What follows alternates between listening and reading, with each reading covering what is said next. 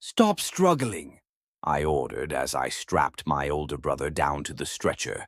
His arms were flailing about, making it hard for me to fasten the belts around his wrists. Can't we do this tomorrow or something? I don't really—" Shut up, I interrupted him. "If we don't do it now, it's just gonna keep growing. We've done this before, remember?" I smiled as he finally gave in. He looked at me with pleading eyes. "Just get it over with." I pulled up his shirt, exposing his stomach. "Whoa, Ben," I commented. "What?" my brother asked curtly. "Ah, it's nothing. But you could stand to lose a few pounds. Maybe then you'd be less attractive as a host for parasites." "Just do it," he bellowed. I shrugged and bent down. I pinched the skin around his belly button between my fingers. Then I waited. After a few seconds, something pale appeared inside his navel. I grinned triumphantly. I quickly grabbed the large pair of tweezers from the small table next to the stretcher. "Here it comes," I exclaimed happily. I captured the thing between the tweezers and began pulling. My brother let out a howl of pain as the first 5 inches of the thin worm emerged from his belly button. My fingers cramping around the tweezers, I continued to tug at it with all my strength. Finally, the last few inches of the worm slid out, and I dropped the writhing mess onto the floor. I stomped on it a few times until I was certain it was dead. I looked up at my brother, who was still shaking and panting heavily. Beads of sweat mixed with tears of pain were streaming down his face. I picked up the wet towel I kept on the table beside the stretcher and gently dabbed his face with it before wiping the sweat off my own forehead. I then began cleaning the area around his navel, the skin around which had turned soft and pink. I put a large Band-Aid over it and gestured for my brother to sit up. He did so, albeit very slowly. "Does it hurt a lot?" I inquired. "Well, the worst part is over. Still, I wish these things would just stay away from me." "You should really take better care of yourself, your hygiene, that is. Shower more often and wash your hands before eating. You know that's how they get in," I explained as I helped him to his feet. Ben, my older brother, stands at an impressive 7'1" already, even though he hasn't stopped growing yet. He does all these tough things like chopping wood and hunting. I call him strong fat when I'm mad at him. And yet this giant of a 17-year-old screams like a baby when being operated on. I get that having a 2-foot-long worm pulled out of your navel isn't the most pleasant thing to experience, but his howls are the unsettling reminder that he too is only human. I smiled up at him and he looked back at me with a scowl. "I feel like you enjoy these procedures way too much," he grunted. "Someone has to do it, though, plus I like pretending that I'm a doctor," I replied. "I know that's not gonna happen in real life, but I can at least enjoy imagining it," I added with a hint of sadness. Ben sighed. "God, now you're making me feel bad. I'm sorry we have to homeschool you. I know you'd like to go to school in the city, but it's just too far away and we don't have any money either." "It's okay," I interrupted him. "You can still be our doctor, though. Remember how you stitched up Dad's leg when he was bitten by that dog? That was awesome. Like, honestly, we'd be screwed without you." I smiled. "Oh, stop it. You don't have to comfort me." "I'm serious. I'm sorry I always get all squeamish. I really trust you, though. You always know what you're doing. How about we go downstairs and have some cake or something? Sound good?" he asked. I just pulled a worm out of your belly. You can't eat now. How can you even feel hungry after something like this?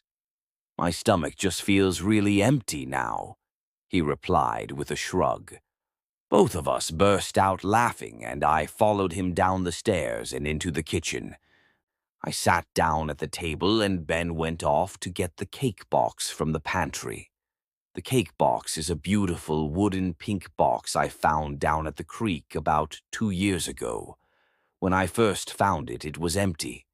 I had taken it home with me that day because it was so pretty, but when I showed it to Ben and we took another look inside, we found a large round chocolate cake in it. To this day, neither of us know how the cake box works. The only thing we know is that every month a new cake spawns inside of it. It's never the same cake twice either. One time it was cheesecake, the next time it was shortcake. Another time the box was filled to the brim with cookies. We've never questioned the magic behind this wonderful item, but it amazes us time and time again. Ben came back and sat the box down on the table. He reached inside and produced what looked like a strawberry cupcake, which he placed in front of me. He took out one for himself, and we quietly began eating. The cake box was just about the only good thing I ever found while playing at the creek. I did find two other items, namely an old shoe and a severed human arm. I tried to take the latter home to show my brother, but shortly before I could reach our porch, one of our goats came charging at me, ripped the arm out of my hand, and ran off with it.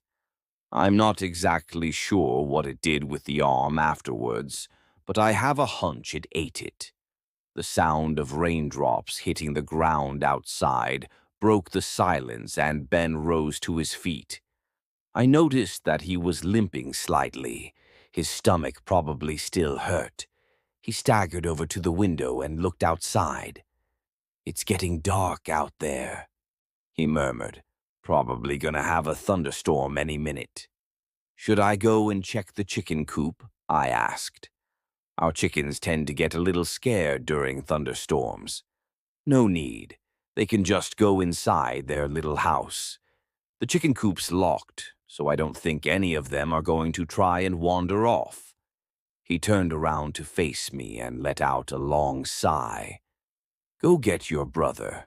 I nodded, got up, and headed up the stairs to my little brother's room. I gently opened the door and slid inside. My baby brother's room always lays in total darkness. He doesn't like any light shining through the blinds when he sleeps, so we nailed the windows shut a while ago. He doesn't like night lights either, and we made it a rule not to turn on the lamp. Stuff like that startles the little guy. Careful not to bump into anything. I felt my way over to his playpen. Finally, my hands touched its wooden surface, and I felt the familiar bite marks in it. My little brother Jerry has been teething early, and as soon as the first few tusks had pierced his gums, he had started gnawing on everything he could find. One time he got cocky and tried chewing on Ben's leg. I remember the dumbfounded look on the infant's face when Ben picked him up and very gently bit into his own leg. He didn't hurt him, of course. He just did it to teach him a lesson. That's very important with kids like that. Today you let them chew on you once with no consequences, and tomorrow they'll be out there ripping people's throats out. I reached into the playpen and fumbled around in it, searching for the familiar, warm little body. As soon as my fingers touched his head, I wrapped my arms around him and lifted him out of the pen. Jerry let out a confused grunt, and I could feel his tiny fingers reach out to touch my face. I made for the door and went back downstairs where Ben was waiting on the living room couch. "There's the little guy," he said cheerfully as he reached out to take Jerry from me. "So what's going on outside?" I asked as I plopped down next to him. Just a thunderstorm, albeit a bad one. Rain's getting heavier, too. We might just have to. The sound of our doorbell ringing interrupted him. Okay, that's weird, Ben murmured. He sat Jerry down on the floor and he immediately scuttled off. Great, I thought. Now he'll go and raid the pantry. Ben took the shotgun off the wall and walked over to the door. I followed close behind. The doorbell rang again, and then one more time. Whoever was waiting outside was getting frantic. Ben cocked the shotgun. As soon as he opened the door, he took aim. I was still standing behind him, and his bulky frame was obscuring my view. Finally, he stepped aside, only for me to find that there was no one there. My brother and I exchanged confused glances. Strange, I muttered. Suddenly, something on the ground caught my eye. It was a small piece of paper. I nudged my brother, and he bent down to pick it up. He closed the door and held the paper out to me so we could both have a look at it.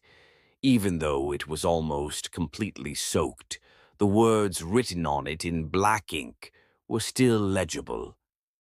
Ben and I swallowed in unison as we read what it said. I have come for the infant. Jerry! I screamed. Ben and I immediately ran off into different directions to look for him. I sprinted back to the living room, then up the stairs, praying for my little brother to still be there somewhere. I got him! I suddenly heard my brother shout from the kitchen. I dashed downstairs to find Jerry safe in Ben's arms and let out a sigh of relief. Oh, thank God. Ben, what do we do now? What do we do? I panted. My older brother frowned, thinking feverishly. I have no idea. We decided it would be best to never leave Jerry's side from now on. The three of us returned to the living room where we plopped down on the couch. I had taken the note with me to examine it some more. But no matter how often I let my eyes wander over the words on the wet paper, the nauseating feeling of dread in my stomach stayed the same. Ben was still deep in thought, quietly cradling the baby in his arms. Jerry, blissfully oblivious to the danger he was in, had fallen asleep. Do you think it's really him? Ben finally spoke up. Who else would it be? No one else knows, and I doubt Mom's playing a prank on us. We knew this day would come eventually. My voice trailed off. Ben nodded. Oh, Mom, what have you done? He muttered under his breath. Maybe this is a good time to explain a few things. My name is Phoebe Johnson. I am 12 years old and I live with my two siblings, Benjamin and Jerry Johnson, 17 years and 13 months old respectively, on a small farm quite literally in the middle of nowhere. My mother, Susanna Blanche Johnson, comes by only once or twice a week to check up on us and help us at the farm. We do not know where she spends the rest of her time. My father, Arlo Johnson, left after he found out that my mother had cheated on him.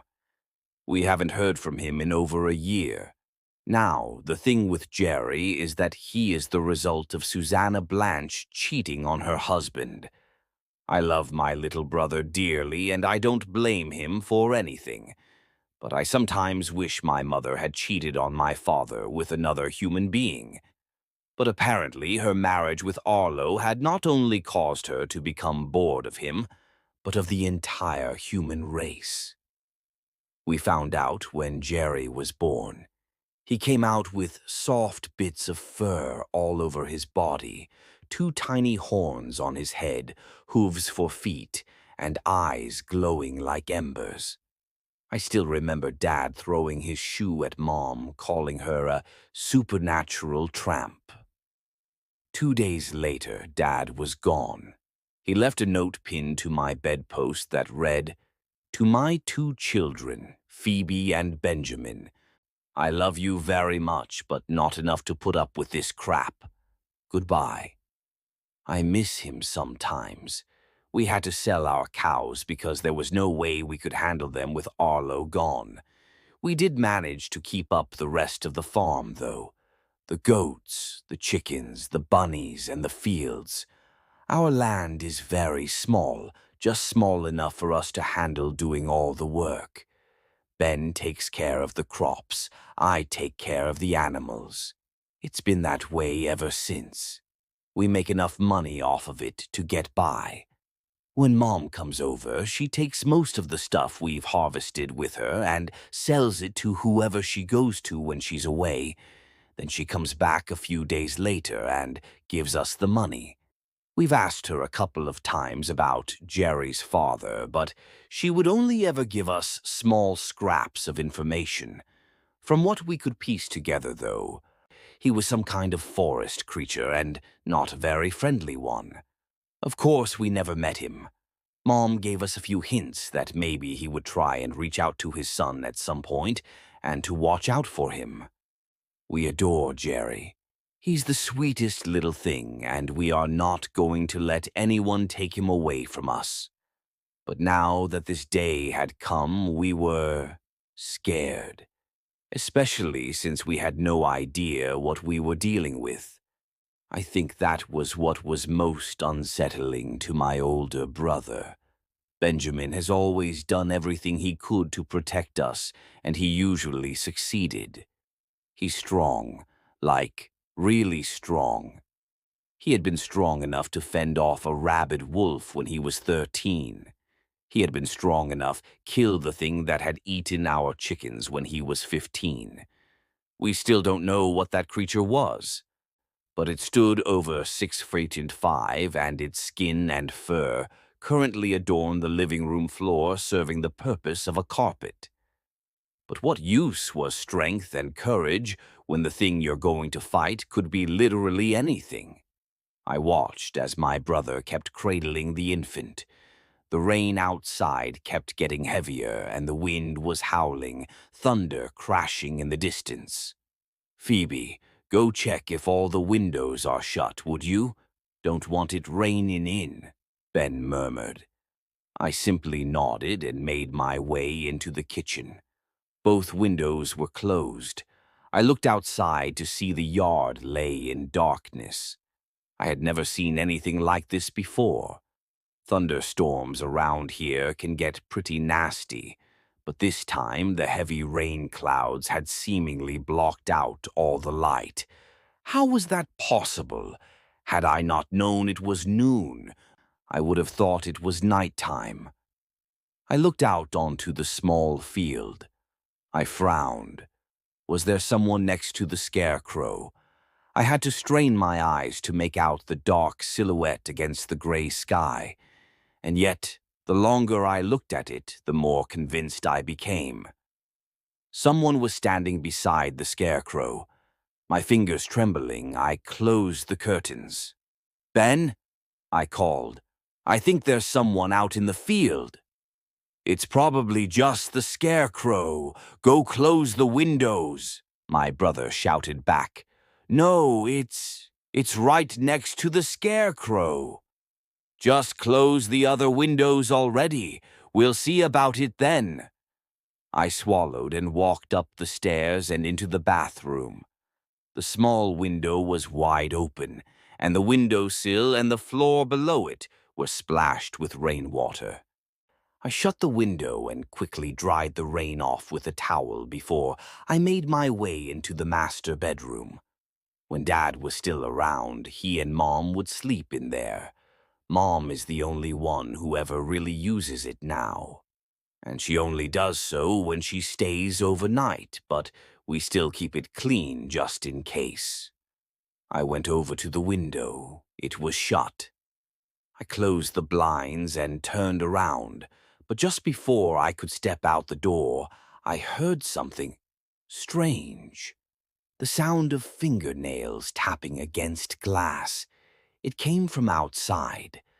I was surprised I could even hear it at all through the wind's howls and the rain's steady pattering, but it was such a distinct, out-of-place sound that I just couldn't help but notice. On any other day, I would have written it off to a twig hitting the window pane. But I was on edge. I was so incredibly nervous that even a seemingly insignificant sound like that made me jump. I slowly turned back around to face the window. There it was again. The tapping grew louder, more frantic. This wasn't a twig. It wasn't just raindrops either. I swallowed and inched closer to the window. Should I? I reached out and, with a jerk, I pulled open the blinds just in time to see an obscure face quickly vanish out of sight. I gasped and hurried to open the window. I stuck my head into the cold, windy air outside. My face was instantly hit with thick, icy raindrops. I looked around, but there was nothing there.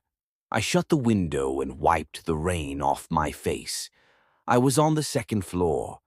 Nobody could just look in through the window and then disappear just like that, and yet I was certain I had seen a face pressed up against the glass from the other side. Had I just been seeing things? I decided that now wasn't the time to question my mental state. I rushed downstairs and back into the living room. My brother looked beyond confused, seeing me barge in. I must have looked like I completely lost it. I began stammering together an explanation of what I had seen, but even I noticed I was talking way too fast for him to understand anything. He had stood up and opened his mouth as if he was about to say something, but was cut off by the distinct sound of glass shattering upstairs. "He got in," I whispered, knowing well that I was only stating the obvious, but needing a confirmation that this was not a bad dream. Both of us fell silent and raised our eyes to the ceiling as loud, heavy footsteps sounded from above our heads. I felt a shiver run down my spine. Ben pressed a finger onto his lips, gesturing for me to be quiet, and handed me my still sleeping baby brother. I wrapped my arms around Jerry, and Ben grabbed his shotgun. "Get out," he mouthed. I nodded. I knew better than to ask questions. I snuck over to the front door, opened it, and slid outside. I glanced behind me before closing the door again. Ben wasn't following me. Instead, he glared at me and motioned for me to get going. I clutched Jerry even tighter, finding comfort in the warmth of his brown, fluffy fur.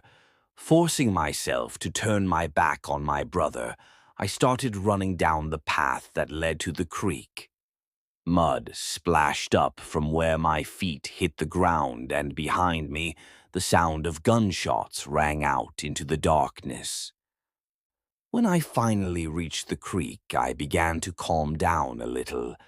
The creek is far enough away from the house to be a safe space. Plus, it's my favorite place for a reason. Nothing bad has ever happened to me while playing there. I'm not sure why, but even though I have found weird things around there from time to time, the place feels sacred. This is also where my dad got baptized. I laid Jerry down on a bit of moss by the water. He was still fast asleep. Inferno wouldn't wake this child up. I sat down next to him and stared over to the house. It was too far away to make out anything, but I thought I could still see a faint light in the windows. I waited. Would Ben come to get me? Should I go back? The more time passed, the more nervous I became. Looking over at Jerry's ear, I couldn't help but wonder what monstrosity Ben was facing in there. I began to count in my head. It's a good strategy to soothe one's nerves and to know what time it is when one doesn't have a watch with them. I counted to 1800 before it started to feel like my head was going to explode. 1800 seconds, That would mean about half an hour had gone by. I couldn't hold myself back anymore. By then, whatever happened had already happened. I had to go back. What else was I supposed to do? I grabbed Jerry, waking him up in the process. He looked at me confusedly, probably wondering where he was. Holding him in my arms, I began marching back towards the farmhouse, away from the creek and past the field. The ever-growing feeling of dread caused my stomach to churn. As I stepped onto the porch, I found the door to our home wide open, warm light flooding out from inside. "Ben?" I called out, my voice trembling. No reply. Instead, I heard a loud scream coming from the barn. I spun around, but I wasn't scared. It wasn't Ben screaming. I think I mentioned it before, but my older brother screams like a little girl. My own scream sounds deeper than his. This voice, however, it didn't sound human at all. I ran towards the barn and pushed open the gate. What I saw is something I don't think I'll ever forget. The barn was only illuminated by Ben's enormous flashlight, which he had placed on the ground facing him, and it. Benjamin was bent over a creature I can hardly describe. It was tied up and unable to move. It looked vaguely human. It was tall enough, and the shape was about right. But everything else was utterly wrong. Its muscular body was covered in thick brown fur. Its arms and chest looked human, but on its neck sat the head of ram, complete with large round horns. It had the inverted legs of a horse or goat and hooves for feet. Even though its face was so utterly alien, I could clearly see that it was scared and in pain, too. Upon approaching the two of them, I could also see why. Ben was holding one of the creature's hands. Its hand had a large punctual wound in it, seemingly inflicted by the hunting knife Ben was holding in his other hand. The blade was still smeared with blood. Ben had a look of blind rage on his face. I coughed, and both of them turned around to face me. My brother's expression immediately softened upon seeing me, and a triumphant smile appeared on his lips. "Phoebe, there you are. I'm sorry I didn't come get you. I was afraid our friend here would run off if I left. I knew you'd come back soon enough, though. It's time for you to meet our special guest," Ben declared. I looked down at the thing on the ground in front of him. "Is that him?" "Yup. This is Jerry's father. Phoebe, meet Franco. Franco, meet Phoebe. I was just in the process of making him explain himself." He turned back to look at the creature. "Breaking into people's houses, scaring little girls. We aren't very well-mannered, are we?" I'm sorry. What was I supposed to do?" "You were aiming a shotgun at me," the brute screeched. I gasped. I hadn't expected him to start talking. Ben seemed less surprised. "I said stop talking nonsense," my brother shouted. Then, a little calmer, he added, "You had this coming, buddy." With that, he raised the knife and brought it down on the creature's hand, piercing through the very same wound from before. The thing let out an unearthly scream as it threw its head back in pain. Jerry looked up and gave a happy little gurgle, clapping his tiny hands. Ben roughly pulled out the knife. "Oh my God, make it stop," the beast whined. "Sorry, Franco, but I guess I gotta knock some sense into you," Ben replied, not sounding very apologetic. Franco turned to look at me. You're Phoebe, right? You guys are Susie's other children. I've been watching you ever since my son was born." "Figured as much, you little creep," Ben roared, grabbing him by one of his horns and slightly lifting him from the ground. How about I go get my saw and get one of those big boys off of your head? No, please, please don't, Franco cried out. He then glanced back at me again. Miss Phoebe, please, you have to understand all I ever wanted was to say hi to my son. I didn't mean to scare you. I cocked my head to the side. You don't want to take him away from us? No, Franco yelled. I'd never. You guys like him. You take care of him. I just wanted to meet him. I never did anything to harm you, your brother. Your brother is a fucking psycho. He just shot at me, and when I tried to defend myself, he beat me to mush and tied me up in here. Look at what he's done to my hand. I have 2 kids and a farm to protect here, Ben hollered, raising his knife once again. Wait, I chimed in before the blade could sink into the creature's flesh again. About 10 minutes later, the 4 of us sat in our kitchen. Franco, who had plopped down on the floor, was casually playing with Jerry, happy smiles on both their faces. I had bandaged his hand as best as I could and was now sitting next to a still rather flustered Ben. My older brother had leaned back in his chair, his arms crossed and a deep frown on his face. Apparently, my proposal to stick to the Geneva Convention had insulted him a bit. But Franco, there are still a few things I don't understand.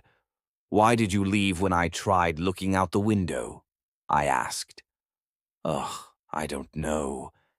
You suddenly looked kinda scary, so I bailed out. I'm sorry, I'm stupid. And why did you break in upstairs? I inquired. That's literally the main reason why we got so spooked. I didn't know what to do. I thought if I came through the door, you'd immediately shoot me. Thought I could sneak into Jerry's room without you guys noticing. I didn't know you had him downstairs with you. God, I'm really sorry. That was the worst approach one can take, and I took it like the dimwit I am. Franco replied, clearly embarrassed. It's okay. One more thing, though. Why did you leave that creepy note on our doorstep? Franco looked up at me. Note? I don't know what you're talking about. I didn't leave any notes. I can't even write. A fun thing to know is that when Ben gets angry, he starts speaking with an accent. So when I woke up this morning to him screaming at someone outside, the first thing I thought was, oh no, he's gone southern. I sat up to listen a little closer. He must have been standing right outside. His voice sounded like it was coming from the porch. He was yelling at someone. And that's when it began to sink in. Who was he arguing with? Ben is not the type to talk to himself. He'd never scream at Jerry either. He and Franco had made peace later that previous night too, and by the time the goatmen left, they had gotten pretty friendly, even though Ben had warned him he wouldn't drop his guard around him. Not Jerry, not Franco, not me. So who was he screaming at? I quickly slid out of bed and got dressed before hurrying downstairs. The closer I got, the louder my brother's voice became. No, man, you're going nowhere near her. You made your decision, and I'm not gonna forget that. Now get off my property before I make you. I heard another voice reply, but it was too low for me to understand. I heard my brother grunt, then the door slammed. I was still standing atop the staircase when he turned around and strode off. Goddamn son of a... he grumbled and jumped a little as he looked up just in time before he could finish the obscenity. My God, Phoebe. Damn, you startled me. Didn't see you up there. Who was that at the door? I asked. Ugh, nobody. Nobody important. You don't need to know. I made pancakes. I already ate, but I saved you some. Go get them while they're still warm, my brother replied, clearly dodging my question. His accent had faded away by now, and he was talking normally again. As soon as he turned his back to me, I dashed down the stairs to look out the window overlooking the field. I was just in time to see a horse trotting off. The man on its back was facing away from me, and I couldn't make out any of his features. I decided I would ask Ben about it again later and went back to going over my daily routine. First, I had breakfast, then I went outside to do the dirty work waiting for me in the goat shed. Afterwards, I collected the eggs from the chicken coop and then stayed out for a while to play with the bunnies. When I went back inside, I could hear the TV blaring, so I went over into the living room to check up on Ben. He sat slumped over on the couch, holding a can of beer, but wasn't paying any attention to the TV nor to his drink. Instead, he simply stared down at the floor. When he noticed I had entered, he looked up at me. His gaze was gloomy and dull. I was taken aback. I had not seen him like this in a long time. "Phoebe," he said, his voice low and husky. "You're happy here, right?" "Of course." My brother cleared his throat. "And you wouldn't want to leave either, would you?" "Leave? Where would I go?" "This is my home. I'm not going anywhere." He smiled softly. "Good. That's good, because I'd be very sad with you gone." I grimaced. That was weird.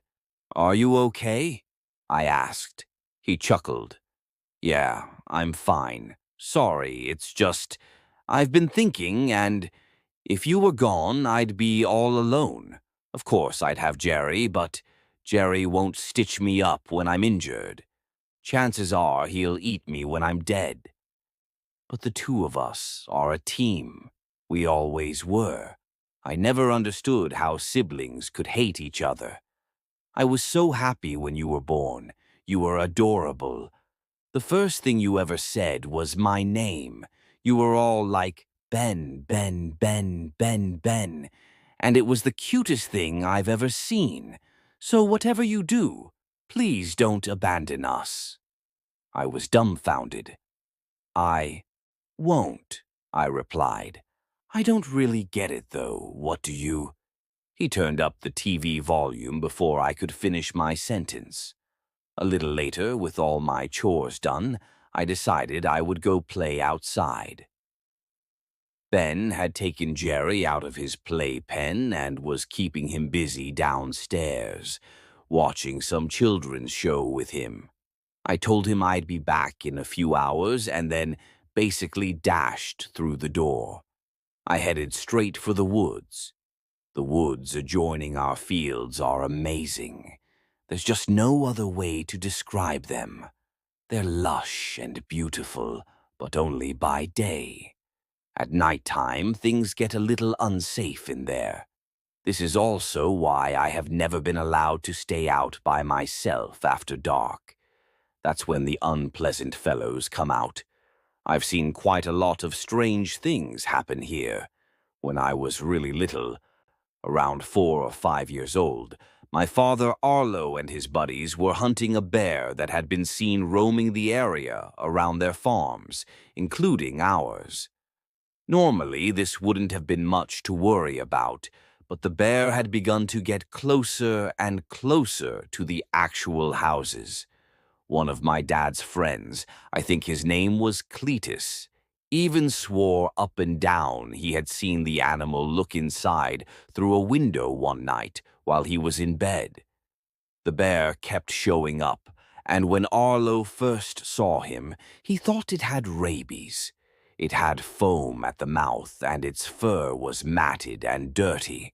Arlo and his friends planned on killing the animal before it could spread the disease or attack their livestock.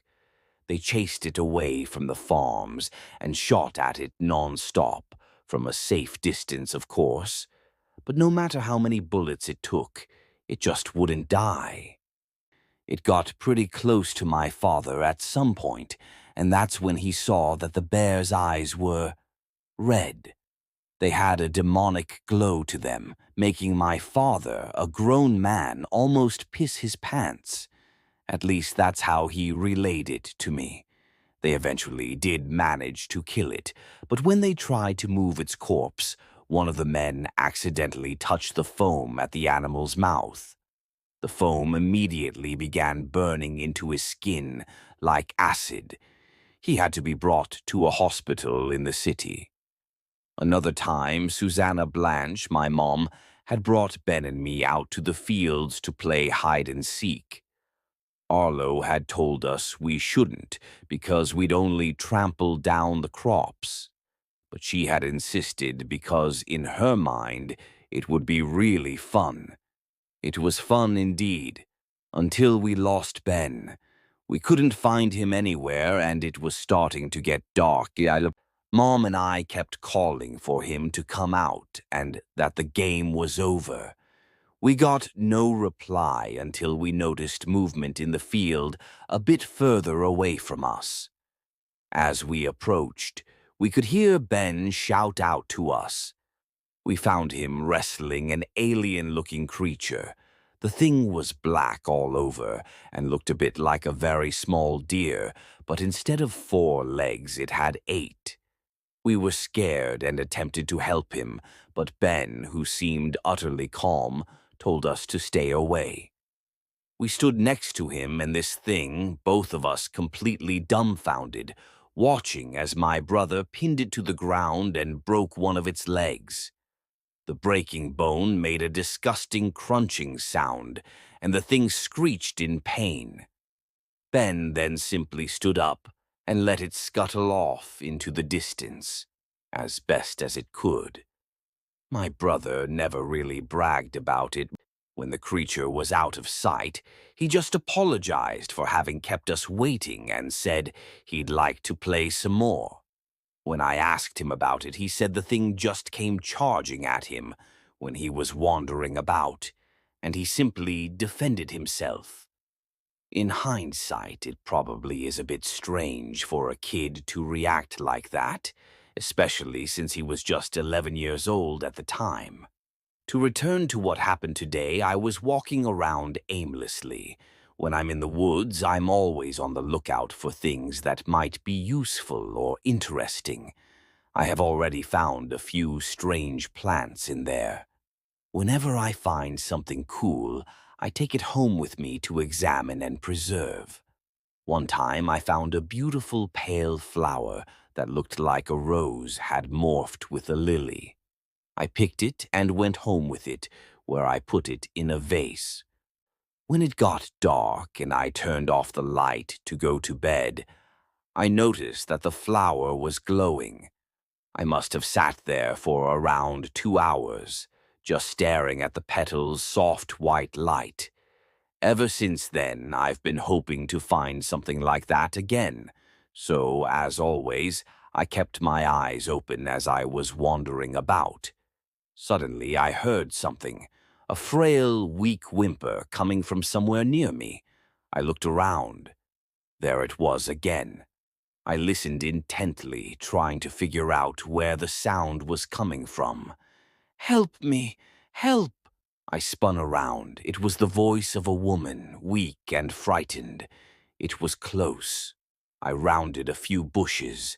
The whining got louder. I staggered further into the woods, following the sobs. I don't know what came over me. Knowing where I was and what could be lurking here, I should have been more careful. Maybe the bright sunlight shining through the leaves of the trees made me feel just a little too safe. Or maybe it was the pain in the woman's voice coaxing me into her direction. What if someone really needed help? You hear about people going on hikes and never coming back because they fell and broke their legs or something, and no one ever found them all the time. Ignoring all my cautionary instincts, I proceeded into the direction the voice was coming from. I ended up on a small clearing. Looking around, I could still see no one. I was just beginning to doubt my initial decision of following the voice when I heard it again. It sounded rather cheerful now. Up here. I looked up and my blood ran cold. There she was. Her face and torso were normal enough. She would have seemed like a completely innocent person if it weren't for her arms and legs to be grossly out of proportions. They looked to be about 4 times the length they should have been and had far too many joints. She had wrapped them around the branches of the tree-tops, propping herself up above my head. She looked like a human spider. The sight was grotesque. She threw her head back and let out a loud, high-pitched cackle. I started running. I knew she was after me. I heard her move through the trees above, ungainly and yet at an impressive speed. The one thing that kept her from catching up to me was the fact that I knew exactly where I was going. I had been in these woods more times than I can count. I knew which way to get out. Cursing my own stupidity with every step I took, I dashed out onto the fields. In horror, I noticed how far away I was from the farm. She was still behind me, cackling as she went. She let herself fall to the ground, landing on all fours. I began sprinting towards the farmhouse, the woman following close behind. Within mere seconds, it was clear she would catch up to me very soon. While I had to struggle to move through the wheat, she was running after me like she was on stilts, unhindered by the tall crops. I was out of breath and panting heavily. I began to stumble. This is it, I thought as I felt myself falling. I'm going to die here. I was sure I could feel the beast's hot breath on my neck when suddenly a gunshot rang out right behind me. The monster let out a pained howl. Another gunshot. The thing hissed like a snake. I didn't dare to look. Get the fuck away from my kid. I knew that voice. It was calm, confident, deep and husky. But it couldn't be. I hadn't heard it in what felt like ages. Another gunshot, another snarl from the creature. I said, "Scram!" A hiss. Then 2 more gunshots, and the thing fell dead to the ground. I slowly rolled over and sat up. Sitting atop the same white horse I had watched through the window that same morning was him. I felt my eyes well up. I can't really remember him getting off the horse and lifting me into his arms. Maybe that's because I just couldn't see very well through my tear-filled eyes. I buried my head in his shirt, the ever-so-familiar smell of tobacco and hay filling my nostrils. When he sat me down, we were at the creek. He held me for a little longer before he let go and looked into my eyes. "You haven't changed a bit," he said softly. I just sobbed and nodded. Wow. It's been so long. When your brother sent me away this morning, I thought I wasn't gonna see you again. I don't blame him. The boy has every right to hate me, although I wish he wouldn't. I'm glad I stuck around for another few hours. I wiped the snot off my nose and brushed the hair out of my sweat-streaked forehead. I hate you too, though. "Here, here," my father grunted with a chuckle. "You seemed pretty happy to see me just now." "Yeah, but... My voice trailed off and I began sobbing again. "I don't get it. You were gone so long. Why were you gone so long? Why are you here now?" "Well," Arlo began, "after I left, it took me a while to find a place to stay. I found work at a ranch. It's about a 4-hour ride away from here, by horse. The ranch belongs to a really nice girl. When I started working there, her and I hit it off right away. She and her husband had gotten divorced not long ago, too, and after what happened with Blanchy, to spare you the details, we moved in together. That's how I got this horse, too. If I'm being honest, I was reminded of you and your brother just a couple of days ago when I was talking to someone about my life before coming to the ranch. I kinda had this epiphany. The ranch is close to the city, like really damn close. It's just half an hour away from there, and I was thinking, I know you want to go to school and you got potential too. You're a smart kid. You could catch up with the others in no time. I know your brother won't want to come and he's too old now anyways, but if I could take you with me, I could drive you to school. Sure, we'd have to get up early, but you're a farm kid. You're used to that. We make some money at the ranch, too, more than enough to get you covered. When I tried talking to Benjamin about it, he got crazy mad. I thought my own son was gonna shoot me for a moment there. Arlo laughed. But wouldn't that be just perfect? You could go to school, we could spend time together again. Oh, and Joy. That's my girlfriend's name. She'd be really happy to meet you. I've told her all about you. She's smart too. Not as smart as you, but clever. An all-around sweet lady. You're gonna love her. We could be like a family again. Man, I can't believe I didn't think of this any sooner, and all just because some guy asked me about that other kid. That other what? I interrupted him. Huh? The person who came to talk to you asked you about Jerry. My eyes grew wide and I felt all the color drain from my face. Oh, right, that's what you named the little weirdo, Ben and Jerry. God damn. Arlo chuckled. Who? Who was it? How did they know about us? I was almost screaming at this point. Calm down, sugar. What's gotten into you? It was this dude, my age, a little younger maybe. Didn't tell me his name. He said he was a friend of Susanna, asked me if I was her husband, then about the baby. I just kinda told him what I knew. I mean, he knows the basics already if he's friends with Blanchy. Guess she was too ashamed to go into detail and he got curious. I rose to my full, albeit not very imposing height and stared down at my father. In a very, very low voice, I asked him, "Do you have any idea what you've done?" He just looked at me confusedly. Someone is after Jerry.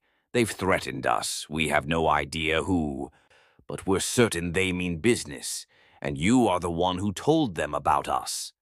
How could you do something like that, telling a complete stranger about a hybrid infant?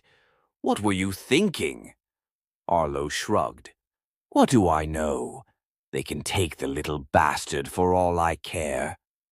A wave of anger came flooding over me. How dare you? He's just a kid. You. I fumbled for words, but caught myself pretty quickly as over a year of suppressed rage rushed into my head like adrenaline through a vein. I haven't seen you in over a year. You weren't even there on my birthday. You left your own kids behind. How dare you to even set foot on our land? You said it yourself. You forgot about us. I can't believe I was actually glad to see you. I had to stop for a minute to catch my breath.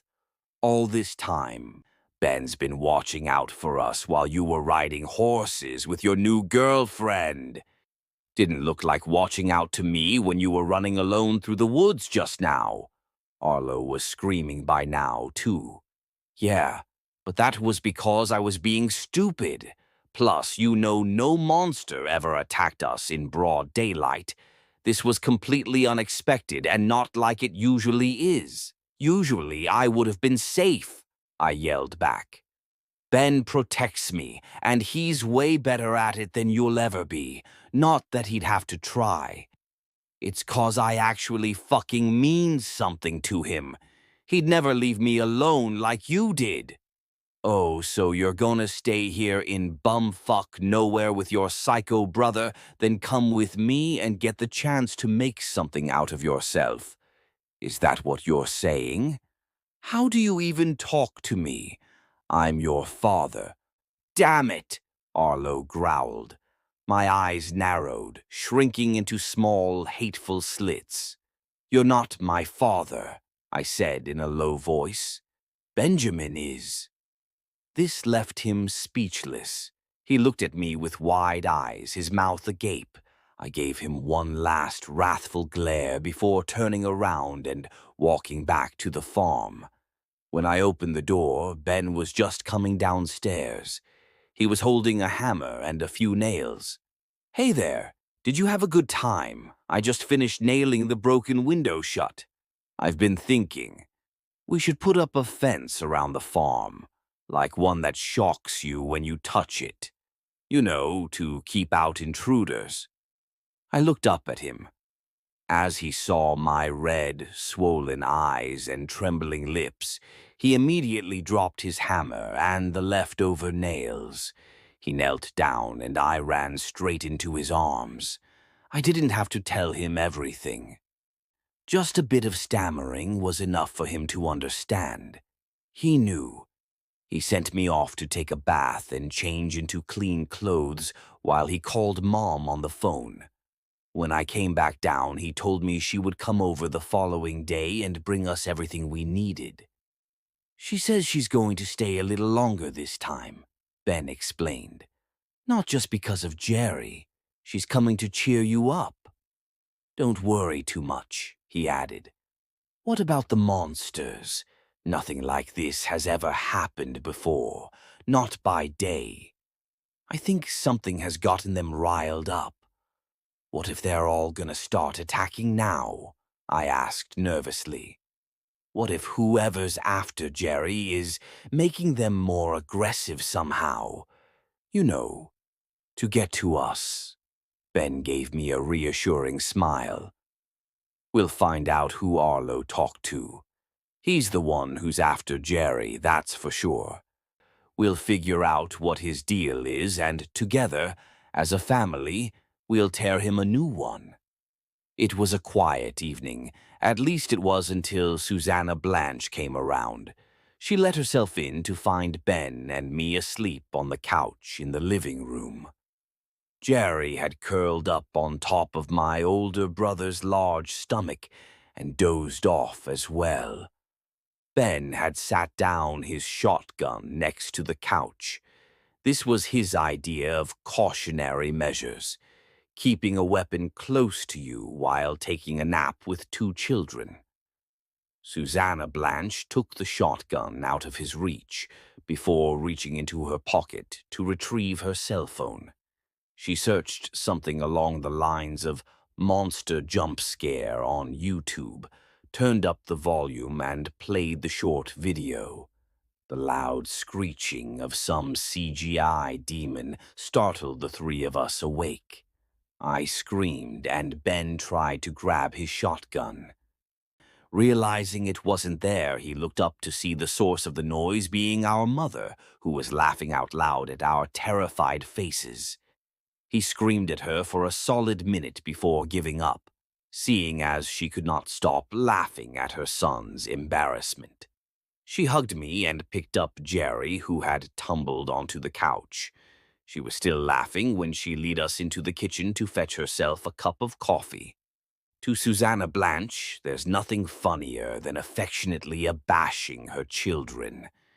Even though I have mixed feelings about my mother's morals and behavior, there is one thing I will always be willing to admit. Susanna Blanche Johnson is beautiful. She's 36 years old, but unlike a lot of people in their late-ish 30s, she has never lost her liveliness. She's always cheerful and bright, never tired, never exhausted. She has long bleach blonde hair and light blue eyes and perfect porcelain skin. She is tall and slim, with a preference for revealing clothing. Her and Arlo had made for a good-looking couple. Before my father had gotten embittered and irascible, he had been really damn handsome, too. When she had finished her coffee, Susanna Blanche opened the fridge to see rows of beer cans filling up the entire upper part of the fridge. My brother drives out to the city like once a month, and when he does, he brings back loads of that stuff. My mother turned to glare at Benjamin, who was holding Jerry. He avoided her gaze. Susanna grabbed a bottle of milk from the fridge and closed it again. Leaning against it, she unscrewed the cap and started drinking from it. She downed half of the entire bottle before letting out a small burp and wiping her mouth. She again turned to look at Ben. "You know alcohol isn't a solution, right?" she said.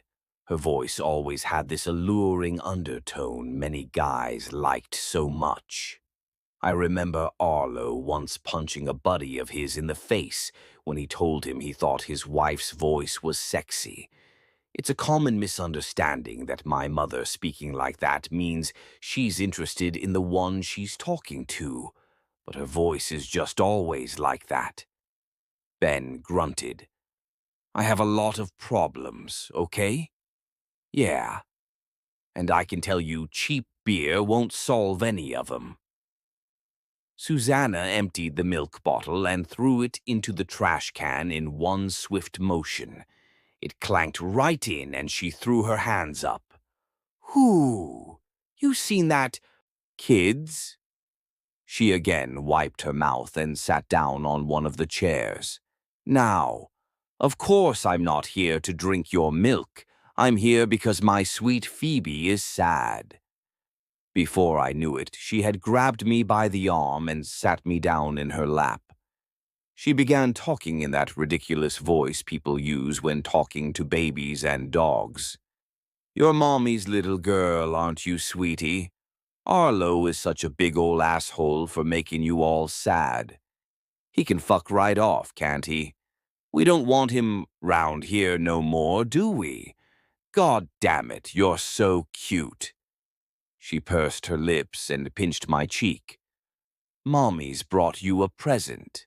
Mommy can't stand her baby being sad, so she went out and bought you something.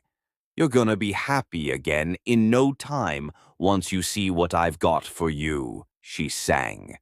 "Mom, I'm 12, I reminded her. "Sure you are, sweetheart." Susanna purred. She reached for her bag, which she had placed on the floor, and pulled out a small, thin box. I opened it, and inside I found a shiny, sharp scalpel. I couldn't believe it. "Wow, that's actually awesome. Thank you so much, Mom," I said cheerfully, running my fingers along the grip. "Where'd you get something like that?" "That's my little secret, sugar. But remember, only use it on your brother when he's not conscious, or it'll hurt too much. You can wait till he's drunk, or knock him out with a hammer or something." I grinned, and my mother gave me a light kiss on the cheek. She sure could be great sometimes. Ben was watching us with a slight smile on his face. "Of course, I have not only come to cheer you up. Upon hearing of the problem with my darling Jerry, I've done some digging, in my memory, that is.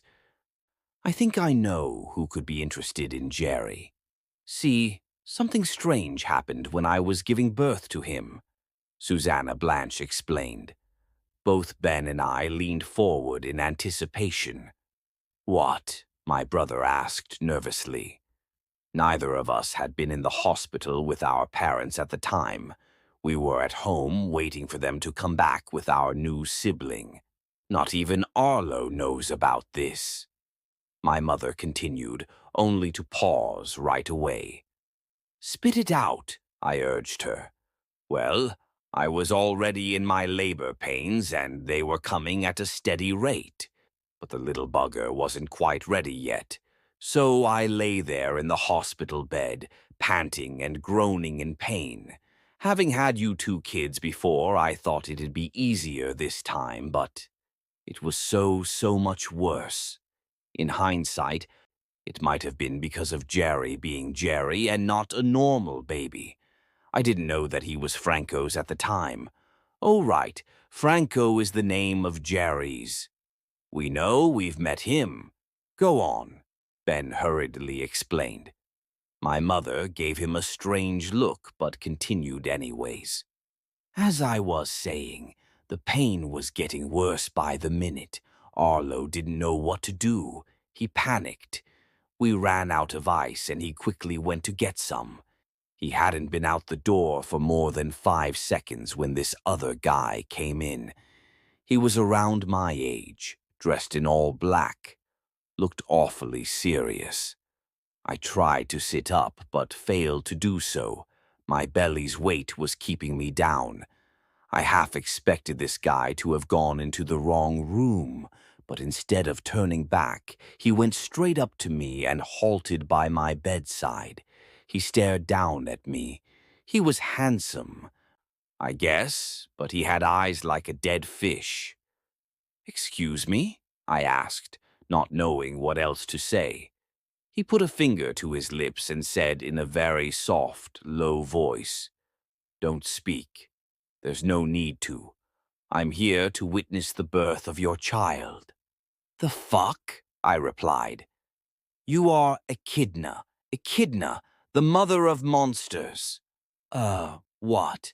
You have produced a giant that grows stronger and larger by the day, like the Fenris wolf, and after that an estranged child with a twisted curiosity. But now you are soon to give birth to the most unholy creature, a child born from sin, from betrayal, the ultimate blasphemy. I was getting pissed at that point. I mean, the hell was this freak even talking about? Seeing as I was mattress-bound, I could do nothing but move my arms. I made good use of 'em, though, hitting him square across the face. The fucker didn't even flinch. He even smiled when the blood started dripping out of his nose. He reached out and placed his hand on my colossal stomach.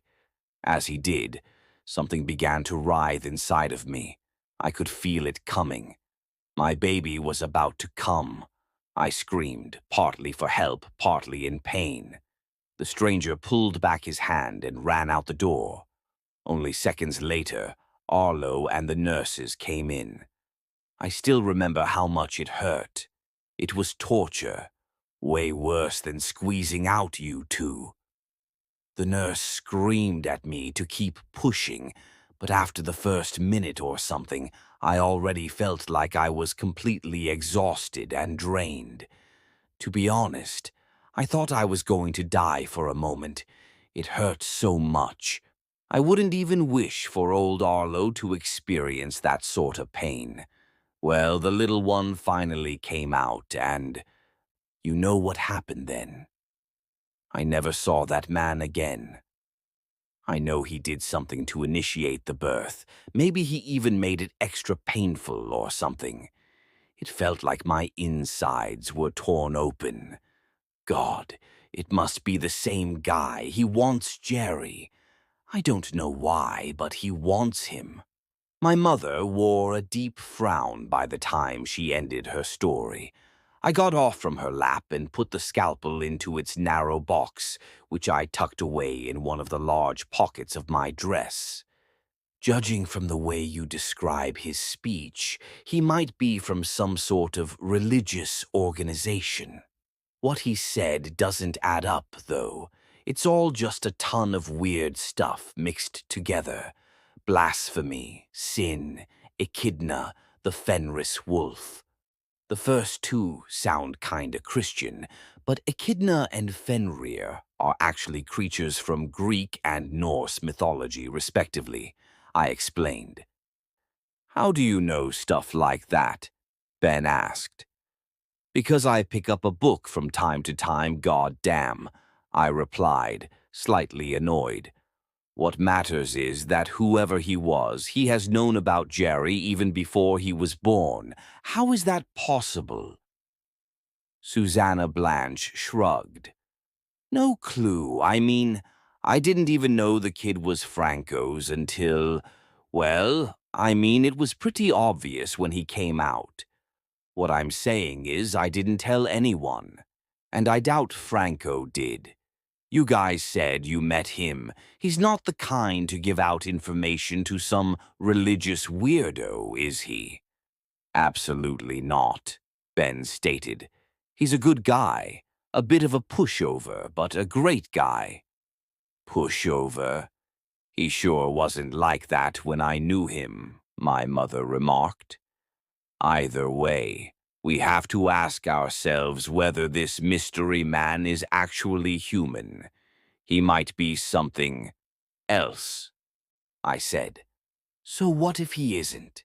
Ben said, puffing out his chest. We've dealt with crap like that before. Maybe he's not dangerous. Maybe he's just pretentious. The moment he finished that sentence, a frantic knocking sounded from the front door. The three of us exchanged concerned glances. Susanna picked up Jerry and we went for the door. On the way, Ben grabbed his shotgun that had been laying on the floor, cocking it and raising it to shoulder level in one swift motion. I felt my fingers inching closer to the box in my pocket. My brother grabbed the door handle and pulled the door open. Outside, panting and in obvious distress, was Franco. His usually soft fur was caked in mud, and his hooves had left behind a trail of dirt on our porch. Ben let out a sigh of relief and lowered the shotgun. Well, speak of the devil, Susanna Blanche remarked. Franco didn't even seem to notice his former lover, though. His eyes were glazed and his trembling fingers kept cramping around shorter strands of fur on his thighs as if he needed to distract himself by pulling on his own hair. I stepped forward, reached up and put my fingers on his wrist to feel his pulse. It was racing. He was still trying to catch his breath, hindering him from speaking. I held on to his hand and lead him inside. He didn't refuse. He gave me a thankful look out of his large, round eyes. Then he noticed Jerry, who was happily resting in his mother's arms. "Oh, thank God he's okay," Franco cried out. "Of course he's been with us all this time." "Dude, what happened?" Benjamin asked, visibly concerned. I thought whoever was after the little one got to you. I thought. Because... Take your time, I said. I went to fetch him a glass of water, which he gulped down in one swig. He finally seemed to calm down. In a stern, still slightly shaken voice, he said, "There's a dead body in your backyard." All of us, except for Franco, ran outside. By the time we reached the backyard, we could already see him. He was propped up on the swing hanging from the tree next to our back door. He had been gutted like a pig. His shirt was stained with his own blood. His stomach had been carved open. Some of his bowels were hanging down from it. I didn't care to find out which. As I stepped closer, I could see that his throat had been slit. I didn't cry. I felt tears well up in my eyes, but I didn't cry. The smell of his blood was fresh and strong. It completely covered the pleasant, familiar smell of tobacco and hay. I stood, eyes transfixed onto his corpse. Behind me, I could hear my mother gag shortly after she threw up on the ground. Jerry had started to cry. Ben had not said anything, but I could feel his hand on my shoulder. "Phoebe," he said softly into my ear. I shook my head. "How?" I whispered. "We were right inside. He hasn't been dead for long. Look at his skin. It's still so clean, and we were right inside." I tried to inch closer to the corpse. I reached out to touch it, but before I could, I felt my body being lifted from the ground, and shortly after, I found myself in my older brother's tight embrace. He carried me back onto the porch where he sat me down. Susanna had followed close behind. She still looked a bit sick. "What do we do?" she asked in a low voice. Not anyone in particular, but everyone. Ben swallowed and looked out over the fields. "We have to barricade ourselves." "Phoebe, look! I think I found something," I heard my mother call out to me from the kitchen.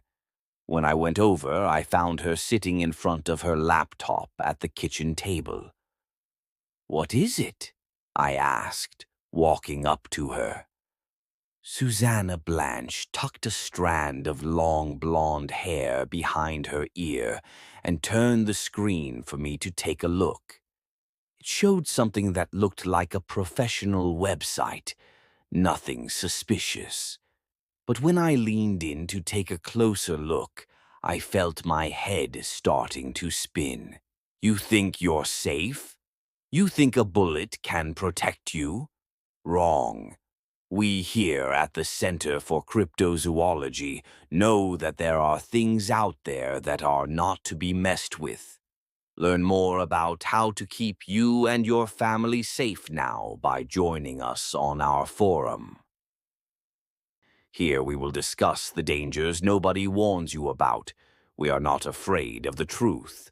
Click the link below to watch our 10-hour PSA compilation."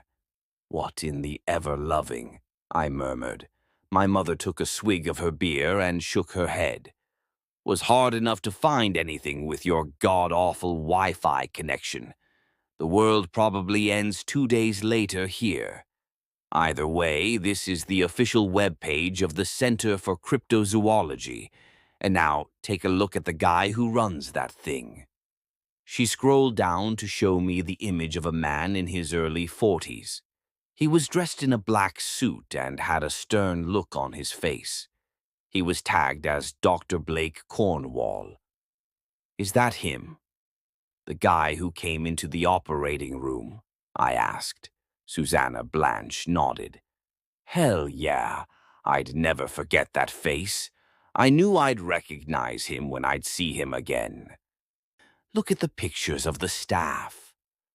She scrolled down some more, halting at a photo of about 24 people standing next to each other in front of the entrance of some building. Some of them were smiling, some had the same dead-eyed stare of Dr. Cornwall. "They're a small group for sure, but there's enough of them to storm our house," I remarked. "It gets better," Susanna sighed. She clicked on an article titled "Kill All Hybrids." "Oh gosh," I muttered. After skimming the words in front of my eyes, I looked back up at my mom. She wore a deep frown on her face. I swallowed. "Well, the title kinda says it all," I offered. "Those people are madmen, the things they want to do to my baby. Where is he anyway?" "Franco is in the living room playing with him." "Oh, thank God, I was getting scared for a second there." My mom sighed. "Some mother you are." Ignoring my comment, Susanna Blanche stood up and grabbed another can of beer from the fridge. It was her 5th one this evening. I assumed she needed it to soothe her nerves. But I knew that even if it was her 17th, she'd hold it just as well. Susanna Blanche is one hell of a drinker. We heard the front door swing open, and shortly after, Benjamin came up to us. His shirt, face, and lower arms were smeared with black dirt, and there were obvious burn marks on his hands and cheeks. "Looking crisp," I said with a grin, only for my older brother to shoot me a death glare. "Well, you build an electric fence out of some random shit next time we need it. We'll see how you do," he replied. "So, does it work?" my mom asked. "I hope so. I took the battery from our old car, the one we don't use anymore." "Spared yours, Mom," You can thank me later. You did bring in your shotgun, right? My mother grinned, reached under the table, and produced her firearm. She had kept it in her car until now. You can't be a Johnson if you don't have at least one larger weapon at hand at all times. While my mother showed Ben the website, I returned to the living room to check up on Franco and Jerry. The infant was as happy as can be, completely oblivious to the danger we were in. His father seemed a bit more aware. He was jumpy and nervous, and immediately flinched when I called his name, only to let out a sigh of relief as he saw it was just me. I sat down beside him and joined him in entertaining little Jerry by making funny faces and tickling his soft fur. A little later, my mother and Ben came in and sat down with us, shotguns in hand and at the ready. My mother gave a short explanation about what she had found. Then we waited. Neither of us spoke more than a few words. The only sound to be heard was the steady ticking of the clock on our wall. We waited for the night to be over, for morning to arrive, and for them. We didn't know what would happen, but we knew something would happen, and probably very soon too. We had been sitting in silence for about an hour or some erring, when Franco apparently couldn't stand it anymore and spoke up. "The ones in the woods are going apeshit." "What do you mean?" I asked. I kinda wanted out. It was getting dangerous, even for me. I know this sounds strange, seeing as you guys don't know me like that, but I used to kinda run that place. I knew my way around things, and I was always pretty strong and aggressive. They started being scared of me. I mean, I'm the fucking goat man. Damn right they ought to fear me. Then, a few days ago, I began to lose control. They were becoming more and more riled up. Dunno why. This went on until everyone was suddenly following their own rules, and no one took me serious anymore. "Wait," Ben interrupted him. "You used to rule over the creatures in the woods?" "Uh-huh," Franco nodded. "So at first I thought, whoa, whoa, whoa. Buddy, calm down, really. No offense, but I can hardly imagine you reigning anything." Ben interrupted again. "I'll only talk to Phoebe from now on," Franco muttered, looking more than a little hurt. "Anyways, I thought that maybe they could smell that I had been beaten up or something, but it wasn't me at all. The reason why they got so out of control was a different one. I know because none of them ever tried to take the leadership from me. It was just like the entire system was suddenly gone. Not important anymore. I, unlike most of them, am sort of smart. The others, like most of them, act like feral beasts, simple predators. That's why I could manipulate them into doing some stuff that I wanted. My disadvantage, however, is that I don't rely on my instincts as much. I think they all felt something that I couldn't. "So that's why you started visiting more," I remarked. Franco nodded. "Now that you told me about this crypto something-something thingy, I think that maybe that's the reason why they started acting so weird.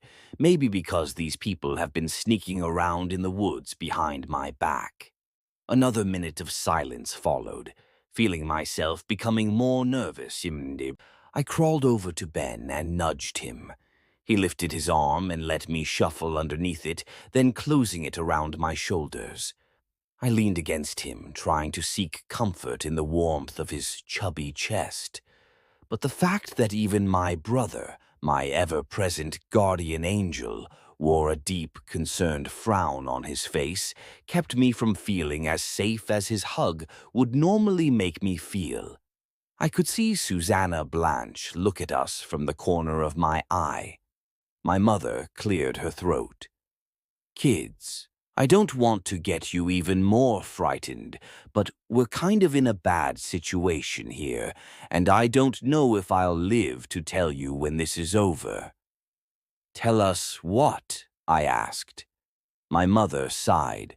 "Where I am. Where I am when I'm not around." Ben and I exchanged astounded glances. "Holy shit.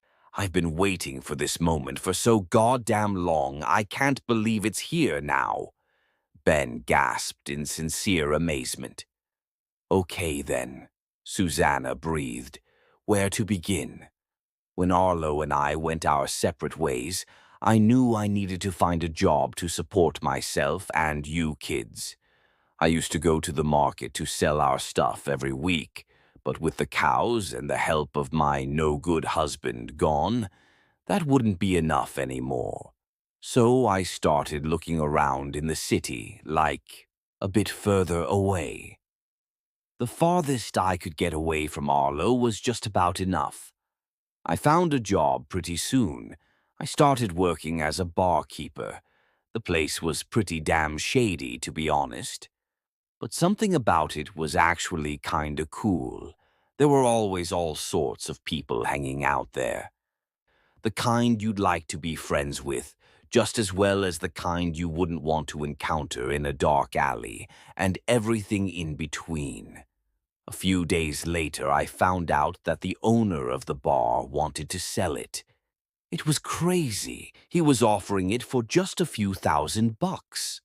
Not much for the complete ownership of a small building and its interior. I heard that they'd found some rotting corpses wrapped up in trash bags underneath the floorboards, and that was why he wanted to get rid of it. Something told me that I could turn the place around, though. I borrowed some money from this one guy uh, knew from high school, and he said that paying it back wouldn't be a problem, that he'd give me the time I needed as long as I'd stay in contact and update him on the state of my project. That's the good thing about doing business with people you can trust. Either way, I bought the bar and became quite fond of running the place. I had to lower the pay of the waiters a bit at first, but it was fine with most of them.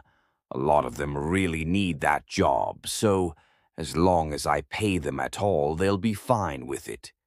I made some changes to the exterior and interior to make the place more appealing.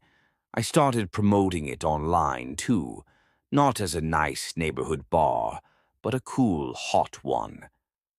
We got a lot more customers. My strategy had worked. The shady customers were still around, though, but that was not a particularly bad thing.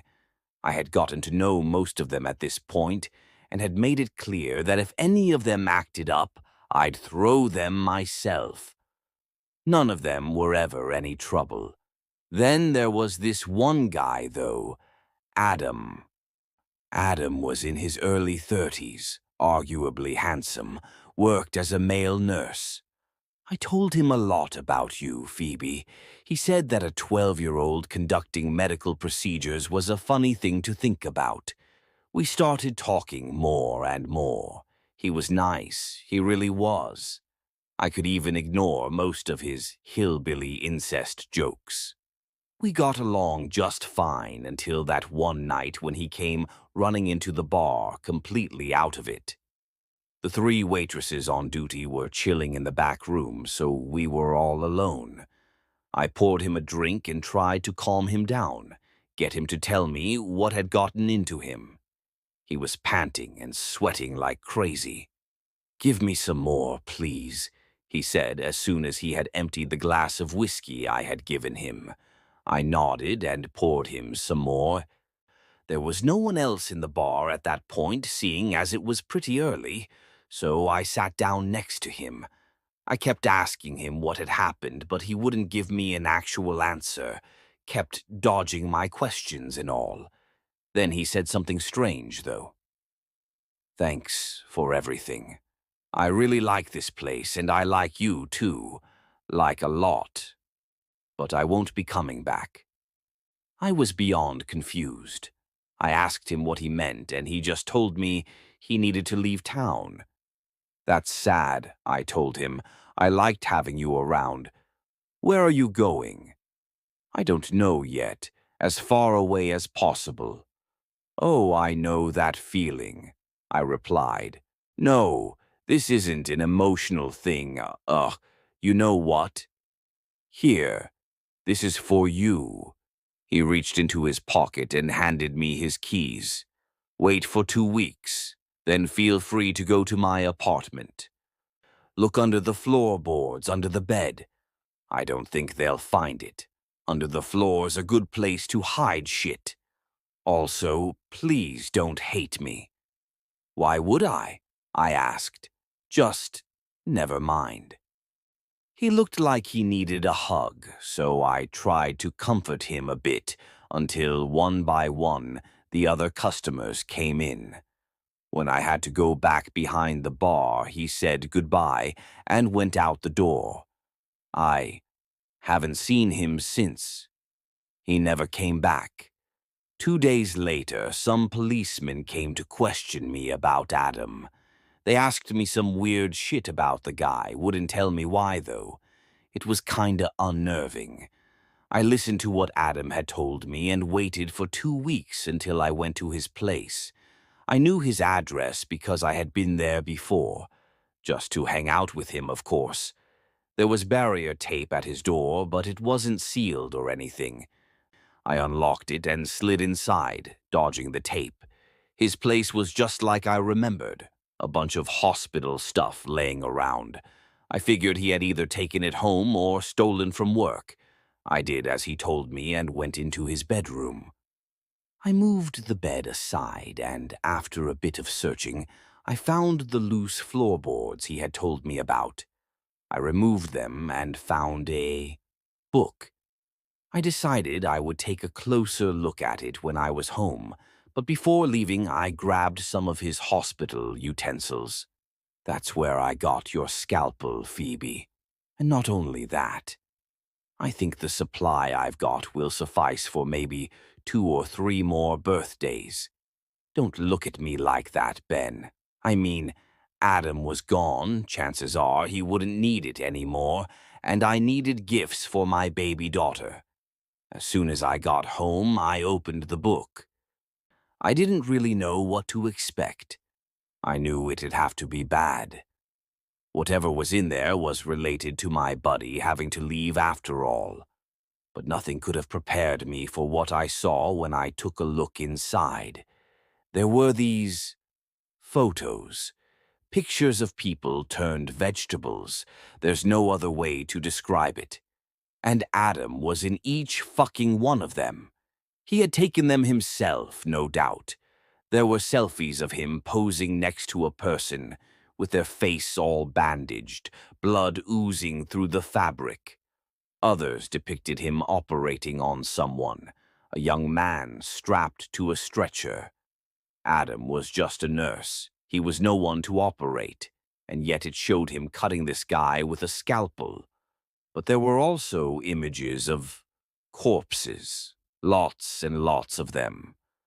Adam was deranged, a serial killer. In the book, he described what it felt like when he got off on it.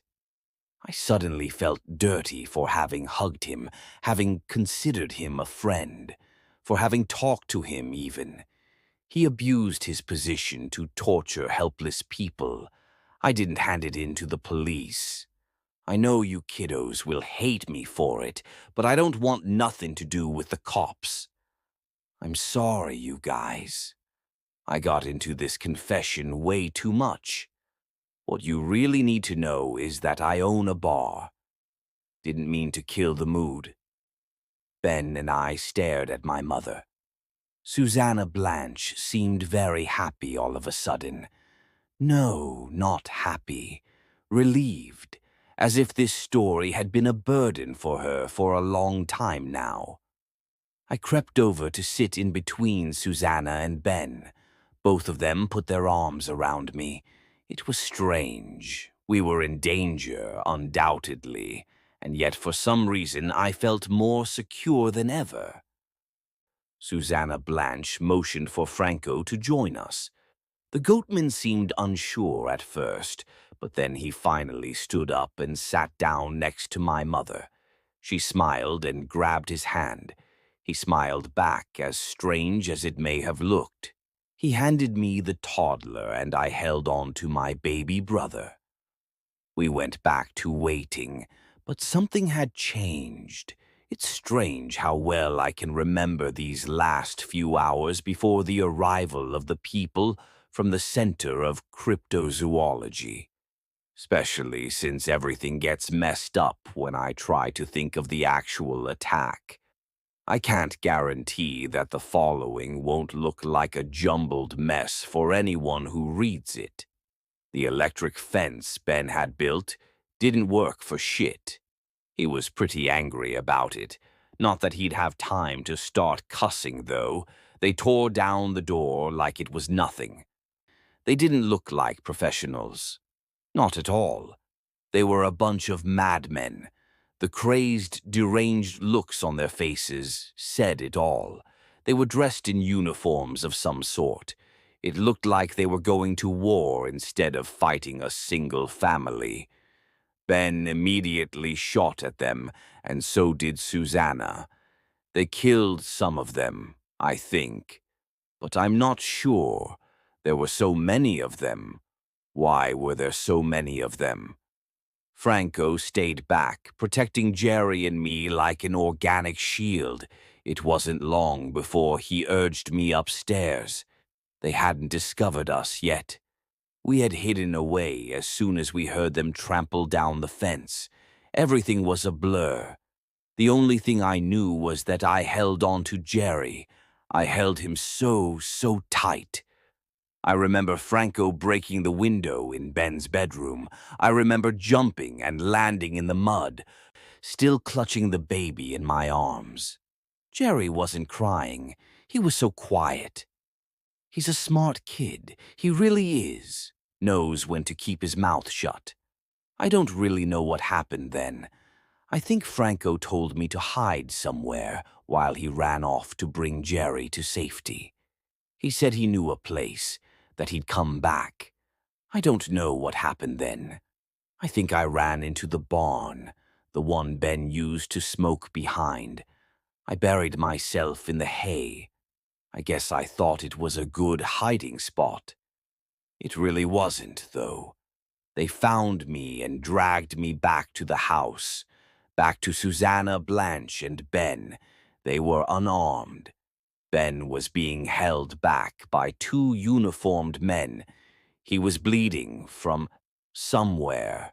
Couldn't figure out where, but his shirt was soaked in blood. He wasn't in too much pain, I could see it. He was still standing. They threw me onto the ground in front of my mother. She immediately wrapped her arms around me. She was shaking with anger. The man who had dragged me out of the barn took his helmet off. The bastards were wearing fucking helmets. I recognized him, though. "Greetings, Johnsons. I figure you know by now who I am and why I'm here." He said it in this cold, smooth voice, like he was in a movie or something. He probably felt like he was too. He had this look in his eyes. It was just like my mom had said. He had the eyes of a dead fish. "Yeah," Ben blurted out. "You're Blake fucking Cornwall, the head asshole." Blake Cornwall sighed. "Let's not make this any harder than it is. Where's the child?" "Dunno," Ben said. "Ah, how about you, ma'am?" Cornwall looked at my mother. "No clue," she replied. "Miss Phoebe. It is Phoebe, right?" The man suddenly smiled a little. He bent down to get on eye level with me. "Sorry I had to get so rough just now. I don't like it when kids are disobedient. But I bet you're actually a good little lady, right?" "Get the fuck away from my sister," Ben growled. "Shut up," Cornwall said curtly. Phoebe, do you know where your little brother is? No, I whispered, my voice hoarse and shaky. I see. You're not lying to me, are you? We're on an important mission here. I know you have trouble understanding, but... He stopped mid-sentence as my spit flew into his face. I stared into his eyes. I could hear Ben howl with laughter next to me. "Damn right, sis," he cheered. "Come here, Blake. Emma let you taste some more hobo spit."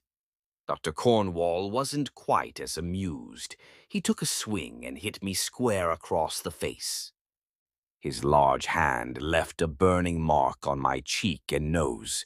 I heard my mother gasp beside me. Ben let out a screech of sheer fury. "You fucking bastard! Take your dirty hands off my sister!" My brother struggled against the grip of the two men to his sides. He actually managed to break free, but was immediately apprehended by another two people. It was quite a sight to behold. Teo soldiers grabbing his arms, two laying on the floor, arms wrapped around his legs. They had to strain themselves to keep him in place. Ben kept screaming and cussing. He sounded like a madman. "You'll regret that. I swear to God, I'll rip your head off. Let go of me." "Please, would you calm down? I'm really not the violent type."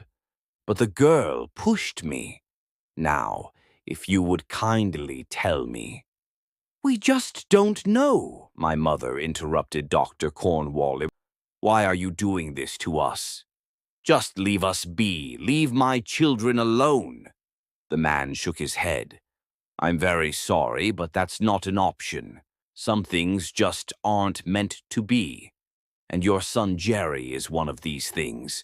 It would be a lot easier for everyone involved if you would just give in and—" "We don't fucking know, dimwit," Ben said. He sounded a bit exhausted, or maybe he was just annoyed. "We really don't. His father went off with him. He didn't say where to. You can leave just as well. You're not going to get an answer," I explained. Blake Cornwall bent down to look me in the eyes again. "You're not lying. You really aren't," he remarked. I nodded. "Well then," Cornwall said, "I'll start looking elsewhere then." He wasn't finished, though. I could hear it in his voice. There was something left for him to do here. He took out his gun and began fumbling around with it. Then, in a split second, he pointed it at my brother's chest. 2 shots rang out. Ben gasped. He didn't scream or cry or anything. He just gasped. 3 more bullets followed, one right after the other. My brother's gigantic frame sank down into the arms of his captors. He fell to the ground. My mother let out a cry of agony and lunged at Dr. Cornwall. I turned my head just in time to see her face explode in a cloud of red mist. I think that's what happened, but I'm not sure. If someone told me Susanna Blanche had lost it and shot her son, and then herself, I'd probably believe it. Maybe my memories of the soldiers and Dr. Cornwall are nothing but a dream I had because I was so shocked. It's possible, but I think that's what happened. My head was spinning. Everything went black. When I came to, I found that I was alone again. They had left me there just like that. I had fallen to the floor. To my right laid my mother's dead body. I didn't dare to take a closer look at her. I slowly turned my head. Seeing my brother laying lifeless on the ground felt surreal. I crawled over to him. I felt tears streaming down my face. I lifted his arm and shoved myself underneath it, burying my face in his shirt, just like I always would. But instead of wrapping around me, his arm just flopped down to my side. I stayed like that for a long time. 3 days, maybe. Franco came by around 2 hours later. I think he was devastated. He probably was, but I didn't really care. I almost wouldn't have noticed him if it weren't for his pained howl. He cried for a while. He probably didn't notice I was still alive at first. When he did, he seemed really happy. He talked to me, I think. I didn't answer. It was not like I was ignoring him, I just couldn't. I wished they had killed me too. I figured that maybe I would just stay with Ben. I'd lay there in his arms while I slowly wasted away before dying of dehydration. Or hypothermia, maybe. Franco tried to coax me, then pry me away from the corpse, but I wouldn't let go of him. Franco left shortly after.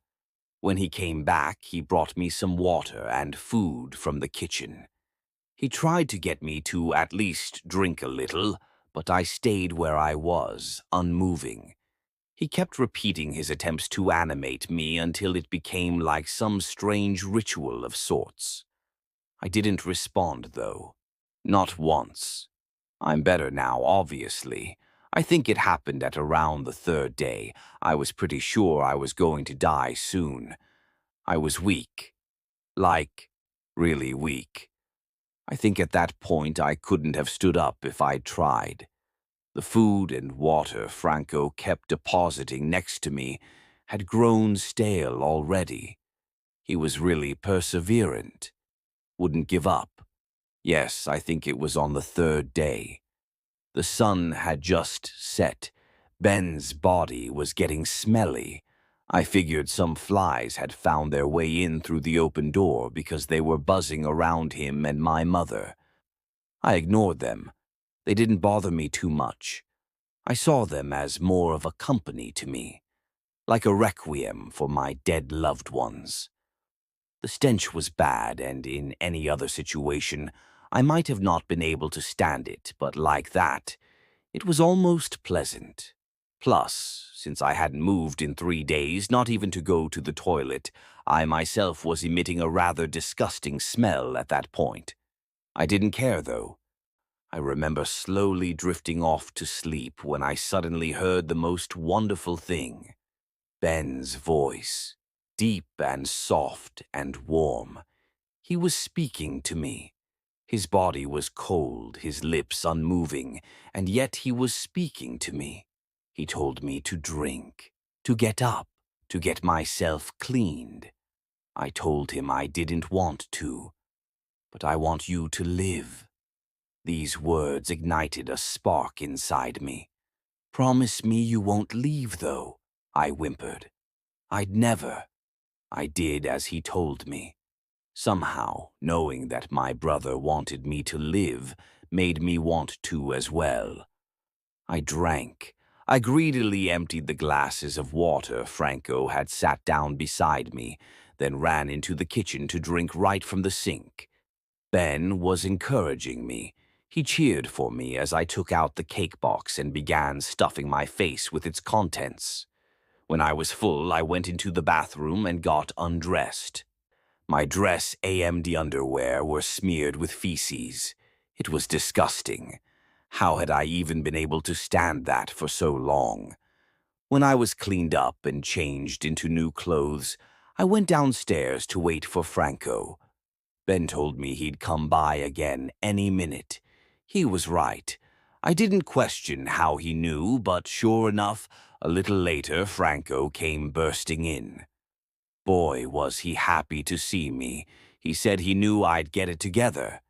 I apologized to him, and he told me he had taken Jerry somewhere safe, but that it would be better for me not to know so I wouldn't get in trouble.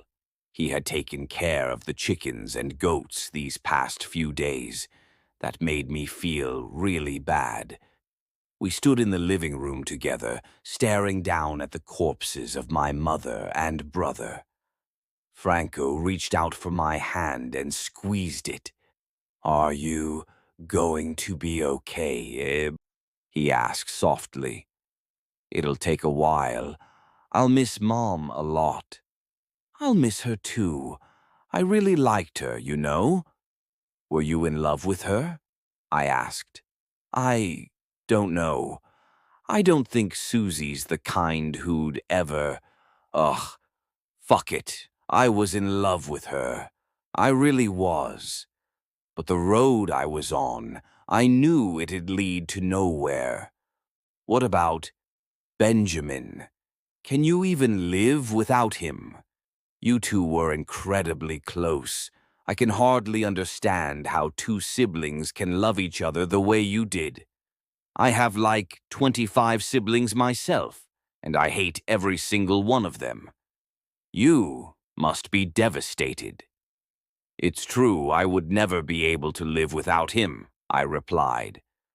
Damn, I look shitty, Ben's voice commented. You sure do, brother. I chuckled. Franco gave me a weird look. Who are you talking to? Ben, of course. Phoebe. Ben is dead, Franco said slowly. Yeah, I know. I saw him die. I was there. But then how? Franco paused and turned to face me. Holding up his right hand, he asked, How many fingers am I holding up? Dude, what are you doing? I was beyond confused. Sweetheart, you've been laying around in your own poop without eating and drinking for 3 days, and now you're being super weird. So, I'm just checking. So, how many fingers? 5, damn it, I'm fine. I'm fine. So, are you going to bury us now or what? Ben asked. Sure, I murmured. Franco, we have to dig them a grave. 2, I need a separate one, Ben ordered. It's important, I'll explain later. Okay, 2 graves then, I responded. Franco shot me another confused look before bending down and picking up Mom's limp body. I ran off to grab the shovel. It took us about 2 hours to dig the graves. Mom's was rather narrow, not too deep, but Ben told me he wanted to be buried standing. He said he'd explain later. After I had convinced Franco to do so, we spent the remaining 1.5 hours digging a hole deep enough to comfortably fit in the body of my giant dead brother. He was pleased with us. Nice, thanks, sis, he said, and I smiled. No problem, you gonna explain why you wanted that now? No. I think Imma do this the secretive way. So, just wait and see. Oh, okay. If you say so, I sighed. Franco had promised he would stay by my side and help me with the farm until we had found a proper solution for everything. Yesterday, I went on a long walk over to the neighboring farm where the Pellmans live. Owen and his wife Maggie had been friends with Arlo and Susanna Blanche even before I was born. Their son Hunter and I are friends. I knew they would help me out. After about 3 hours, I arrived at the farm. Maggie answered the door, and when I told her I would like for her to take our goods with them to the market from now on, she was beyond confused. She agreed nonetheless, and we made a deal. From now on, Owen would come by twice a week to pick up harvest, namely goat milk and eggs, and in return I would come back home with him once a week to see Hunter. The poor guy had no siblings and was really damn lonely. Plus, even though I didn't tell her anything, I think Maggie knew something had been going on and wanted to check up on me once in a while. Owen was nice enough to drive me home, and I gave him some milk and eggs right away. I wonder what Owen would say if he knew Franco had collected them. Now that I think about it, I'm kinda sad I didn't see him milk the goats. How did he even know how to do that? It was probably a trial and error kinda thing. A goat milking and feeding a goat. Ben said it must have looked kind of cute. Now it's only been a few days. It's difficult, but with Franco's help and my brother's encouragement, I've been getting used to it. Plus, I think I'm not going to be alone for too long anymore. I visit Mom's and Ben's graves all the time. They're in our backyard, so I sit on the swing most of the time, just staring at the two fresh dirt hills for hours while talking to Ben. Something changed this morning, though. Go to my grave, Phoebe, Ben had told me. There's something I want to show you. When I got there, I found that there was a hand sticking out of the soil. My brother's hand. It wasn't all cold and blue anymore, though. It was tan and warm to the touch. It won't be long now, Ben explained. Should I water you, maybe? I asked. Or pull a little? No need. I think I can do this on my own. Just wait a little. I'll be back very soon. Is Mom going to be back too? I'm afraid not. Not this way, at least. We'll have to find a different solution for that. Franco hasn't seen the hand yet, and I don't intend to show him. When Ben will be back, he'll see for himself. I don't want him thinking I've gone crazy. Then again, I might have. For all I know, me being the only one who can hear Ben's voice and all, it's not impossible. So either I'm hallucinating or Ben has turned into a disembodied voice speaking to me in my head while his body regenerates. I'm fine with either option. He'll be by my side either way. So, how are you ladies doing? I asked politely, trying to avoid looking at any one of the 5 naked women in front of me directly. They were exchanging confused glances. They sure were pretty. All of them had long, silky hair and shiny, colorful skin.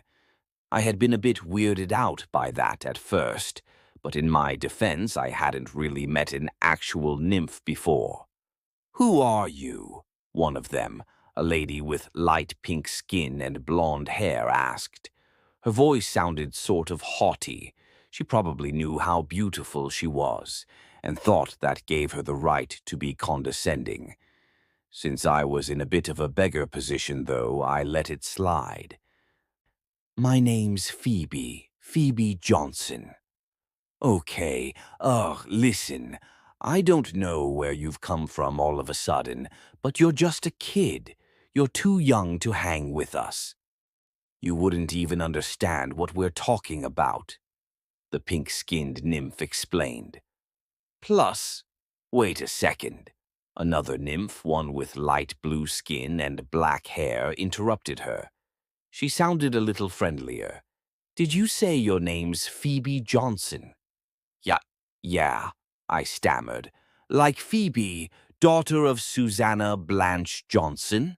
She inquired. I nodded. The nymphs began to chatter amongst themselves, smiling at me.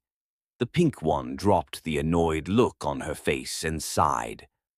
Wow, you're Blanche's child. Why didn't you say so right away? I did, actually, I said under my breath, but you weren't listening. So Phoebe, child of Susanna, what can we help you with? A green nymph asked. She had the softest voice I had ever heard. Well, I kinda need some of your tears, I replied. You see, my mother isn't doing too well. I've been told of a revival ritual that will help her, but I need to collect a few things for it. Nymph's tears are on that list, too. So, if you'd be so kind as to cry a bit, I'd be very grateful. The girls exchanged concerned glances before the blue one spoke up again. Listen, we'd love to and all, but we don't cry a lot. Like, all of us really like Blanchy, but we can't just magically produce tears like that. Oh, but good news. Rue's boyfriend is a real asshole and he's probably going to break her heart soon. She'll bawl like crazy. We'll just call you up when that happens, okay? I assumed Rue was one of the less talkative nymphs. I need the tears now, though, I pleaded with the blue-skinned lady. You're not gonna get them, though, the pink one chimed in again. I sighed. I had expected something like this to happen. I had one more trick up my sleeve, though. In that case, but before I'll get going, I should tell you that your hair looks really bad. What? The pink nymph looked at me with wide eyes, a shocked expression on her face. She tugged at a strand of her silky blonde hair. You can't be serious. Sorry, but it's true. It looks like crap. I mean, it looks like you wanted to make it look curly and elegant, but it just ended up tousled and dirty, as if you hadn't washed it in days. Yikes! I grimaced in a fake display of disgust. But I... Her voice was trembling. Her lips began to quiver. Listen, I'm just trying to help you out. Honestly, you nymphs are supposed to be really pretty, right? I mean, you have an okay-looking face, but it's nothing special. You should at least try and make your hair look nice. That was enough. The nymph started wailing like a wounded animal. Tears began to run freely down her face. I quickly took out the small glass vial I had brought with me and rushed over to the crying woman. I pushed her hand away from her eye and pressed the vial against her cheek. I watched as her tears were trickling inside it. When I had about 4 teardrops, I pulled back and sealed the vial. You can stop crying now. Your hair looks fine, I told her. The nymphs stared at me unbelievingly. I shrugged and waved with the vial. Sorry, but there was no other way. Have a nice day. With that, I deposited the vial in my backpack and turned to leave. Nymphs. They sure are self-conscious. They live near the creek. It wasn't hard to find them, seeing as I had already encountered some of them before. They usually come out at night or in the early morning hours. They don't do all that much when they're by themselves. They just sit around, talk, and swim.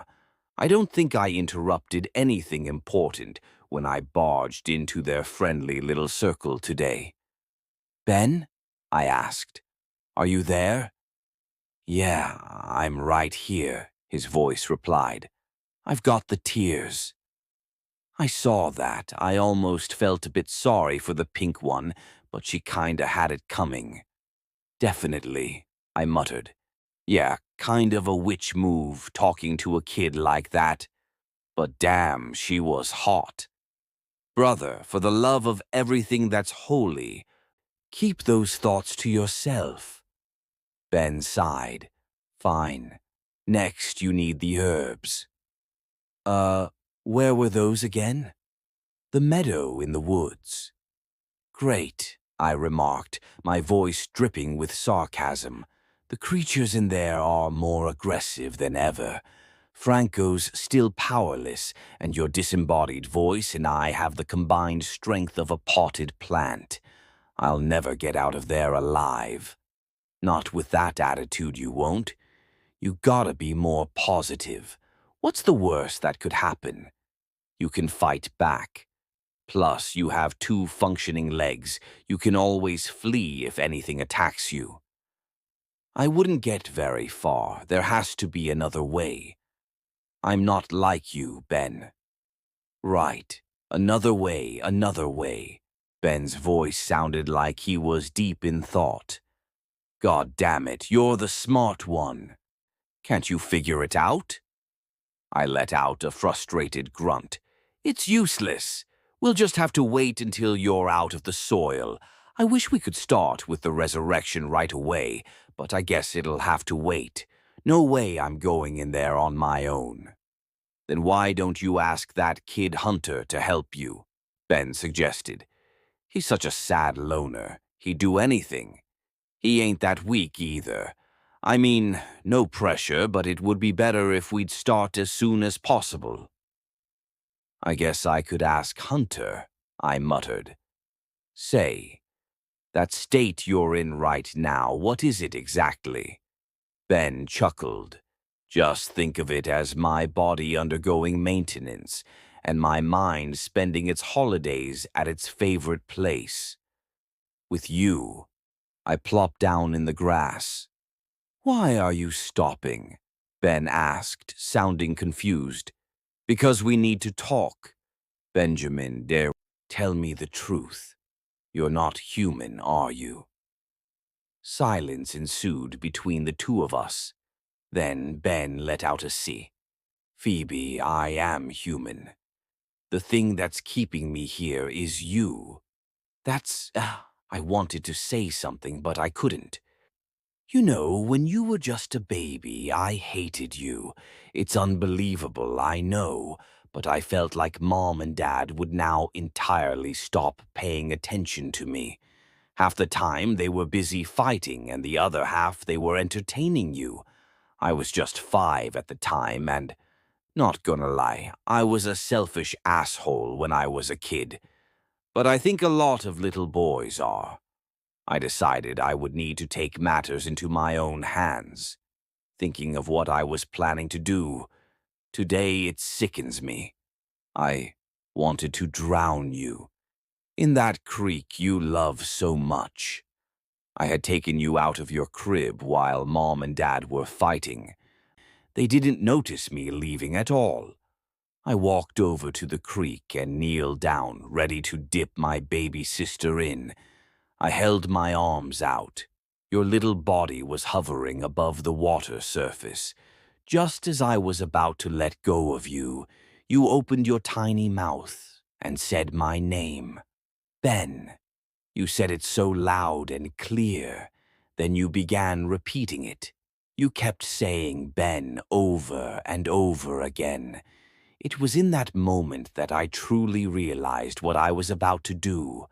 Of course, I decided against it. From then on, I longed to spend as much time with you as possible. I began loving you. I guess I always had. I was just distracted. When I'm with you, I feel like I have a purpose, a duty I have to fulfill as an older brother. You were, and still are, in constant danger, but I knew I could keep you safe. This knowledge made me strong, stronger than I could have ever imagined. Someday I'll be strong enough to rip out trees by the roots. I'm sorry you had to see me get shot. I watched you grieve, you know. I couldn't believe it at first. With me gone, you didn't want to live anymore. It broke and warmed my heart at the same time.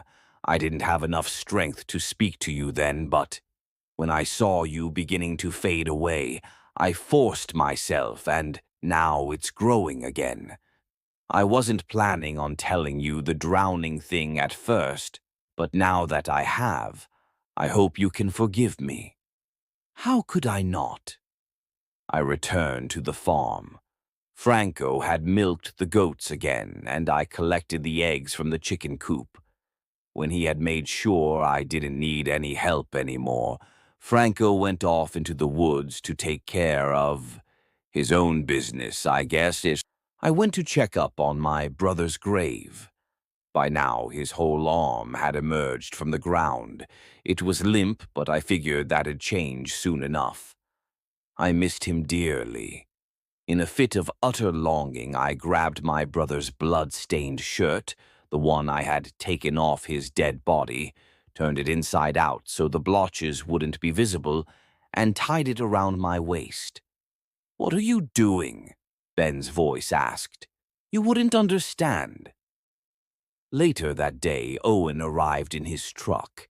As promised, I got in with him and we drove off. We hardly spoke a word during the ride. He was very careful in his questions. When he noticed me flinching upon inquiring about Susanna Blanche's well-being, he went silent immediately. Or maybe he could see some of the blood shining through the fabric of Ben's shirt. We arrived at the farm to find Hunter outside waiting for us. He sure was happy to see me. Hunter is 15 years old, 3 years older than me. He's an only child and does not much except working in the fields all the time. That, of course, left its mark on him. He's tall, by far not as tall as Ben, but just as tall as a boy his age can be without being abnormal. He has nice, tan skin covered with freckles, and even though he's clearly rather strong and will probably turn out really muscular someday, he's a bit on the lean side. He's got this kind of curly ginger hair, too. He looks a bit dorky almost. Don't get me wrong, it's not like he isn't dorky, he definitely is. But in a nice way. I guess he and I could be called friends. We never got along as well as Ben and I did, but well enough to deem each other likable and to hang out from time to time when our parents would meet up. He probably hadn't had too many social iterations in a while, because as soon as I got out of the truck, he came running up to me. "Phoebe," he greeted me in his shrill voice. "So good to see you, girl. How's it going?" "Hey, Hunter," I replied. "Fine. How are you?" "I'm good, thanks.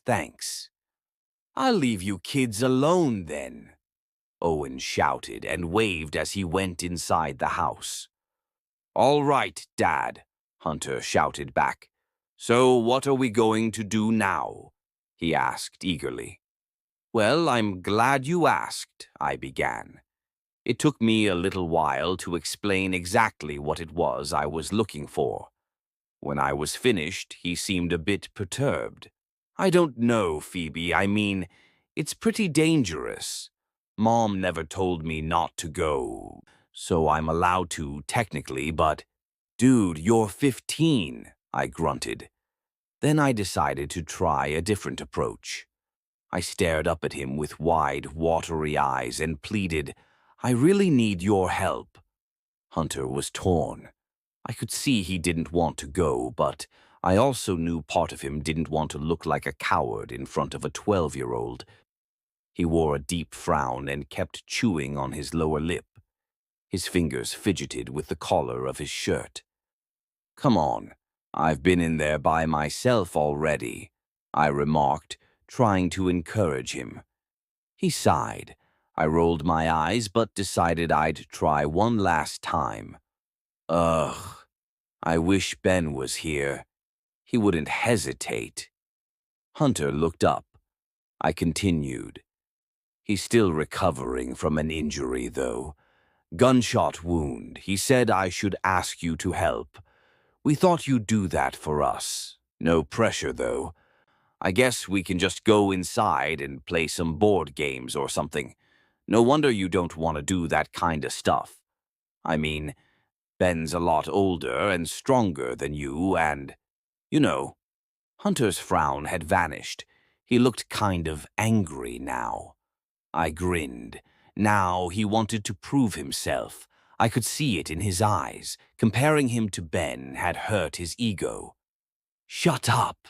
I'll go to that forest with you." I smiled.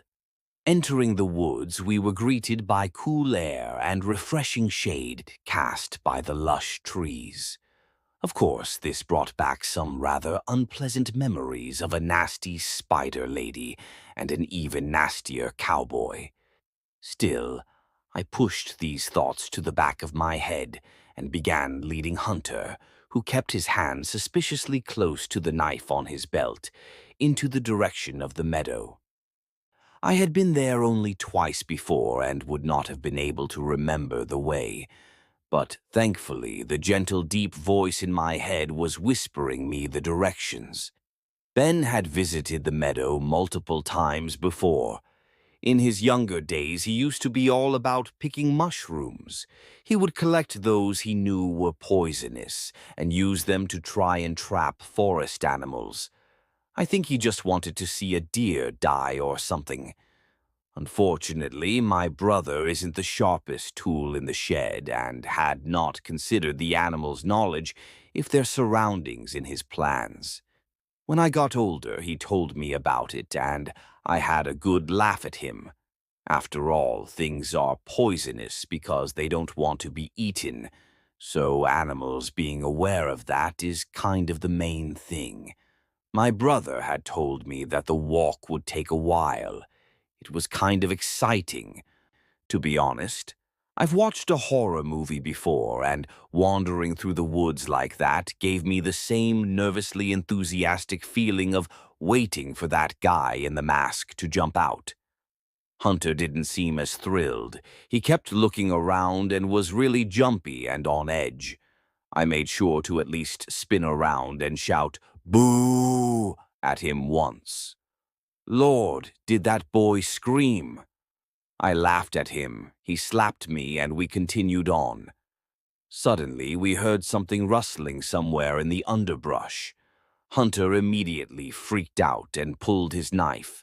He opened his mouth as if to shout out, and I was just fast enough to lightly punch him in the stomach before he could make a sound. I gestured for him to stay quiet. The rustling grew closer. "Just keep walking," I mouthed. Hunter hesitated, but then he nodded, and we kept on walking.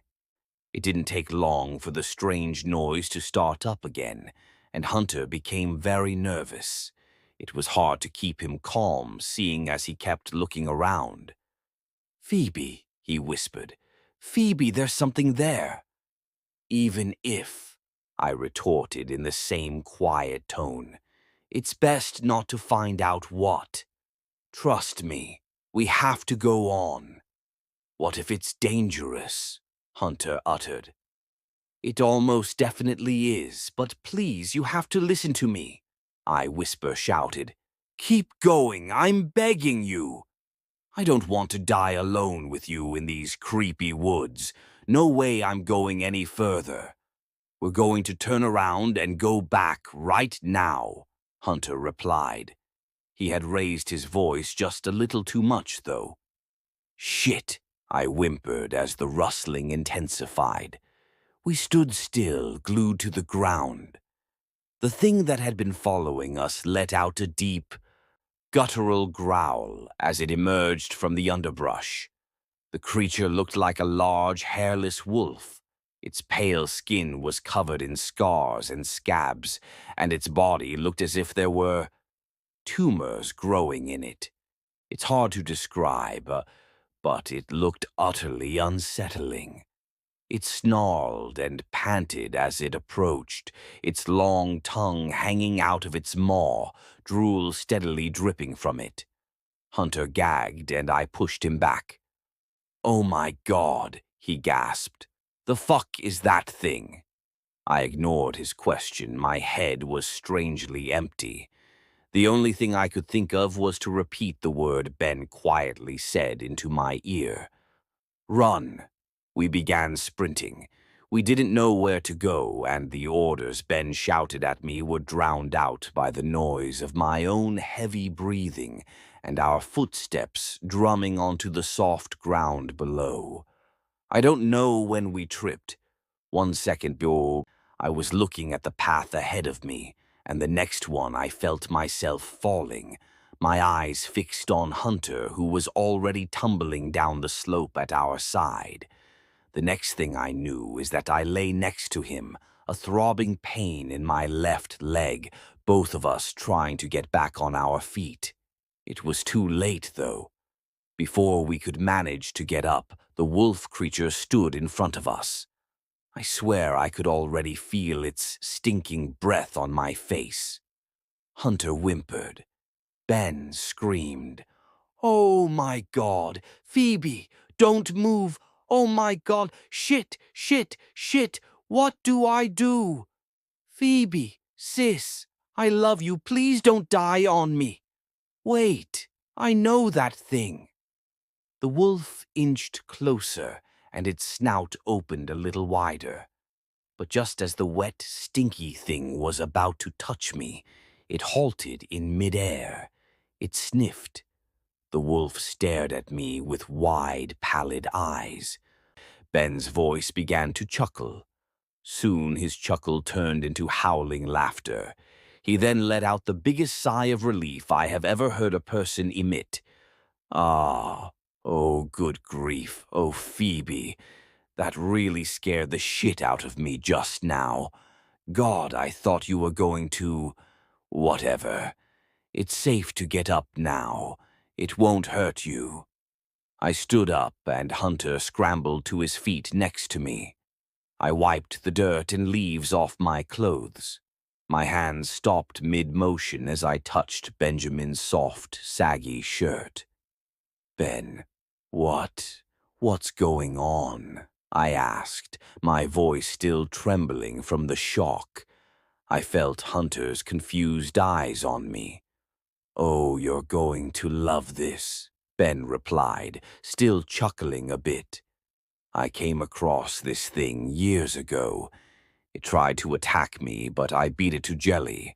I think I was like 14 at the time. I punched both its little googly eyes, and I think it's a bit blind now. It can't see you that well, and since you're wearing that shirt, it probably noticed my smell on you and thinks you're me. I beat it up pretty good. Not surprised it remembers me. God, I'm so happy right now.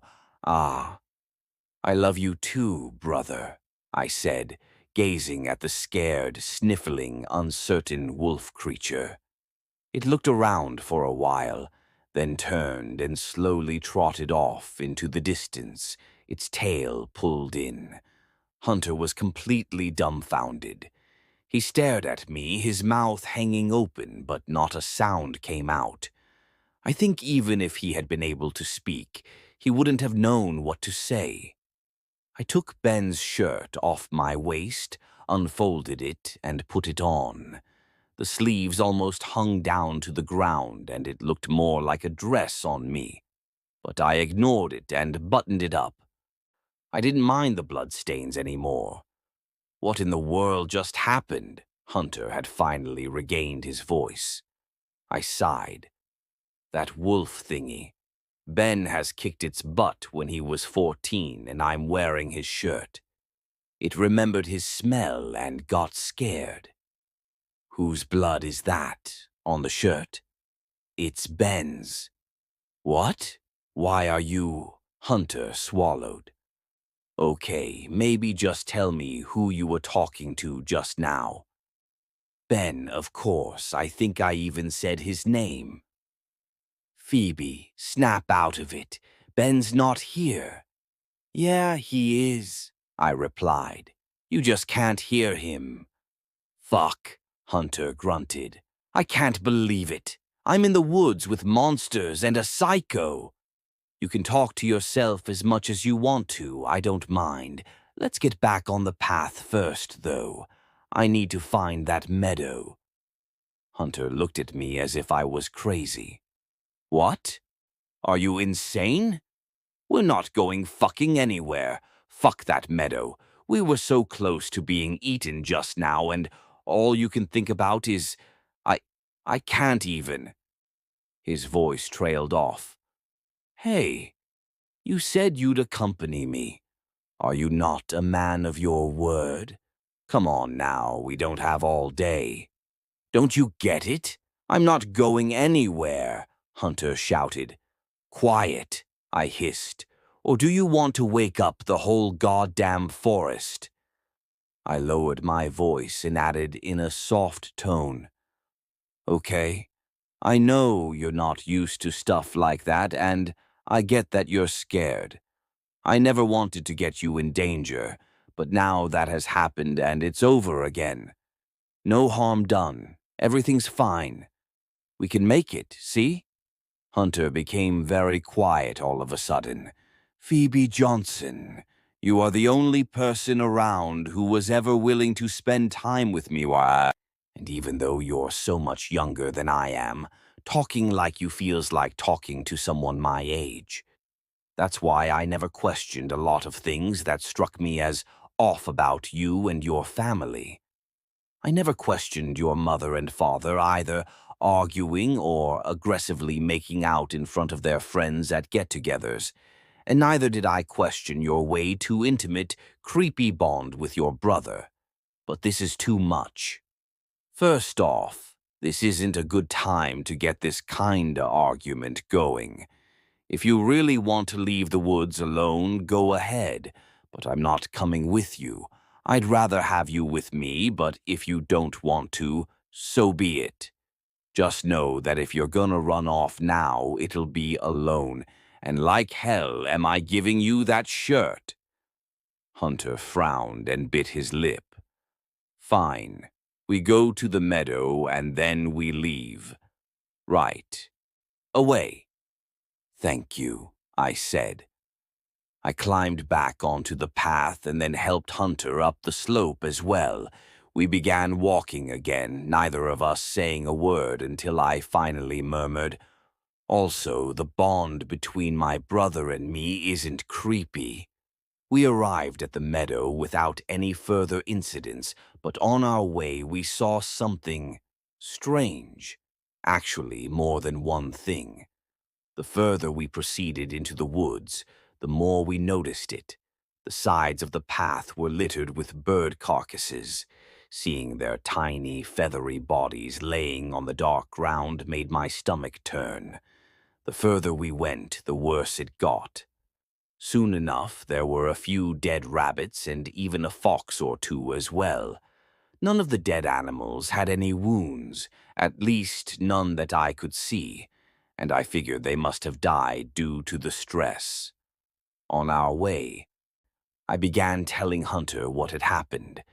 I didn't want to get him worried, so I hadn't been planning on telling him, just like Maggie and Owen. But in a situation like this, there was no other way.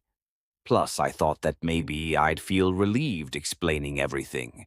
It didn't work, though. The fact that Hunter laughed at me for about 10 minutes before finally believing me didn't help either.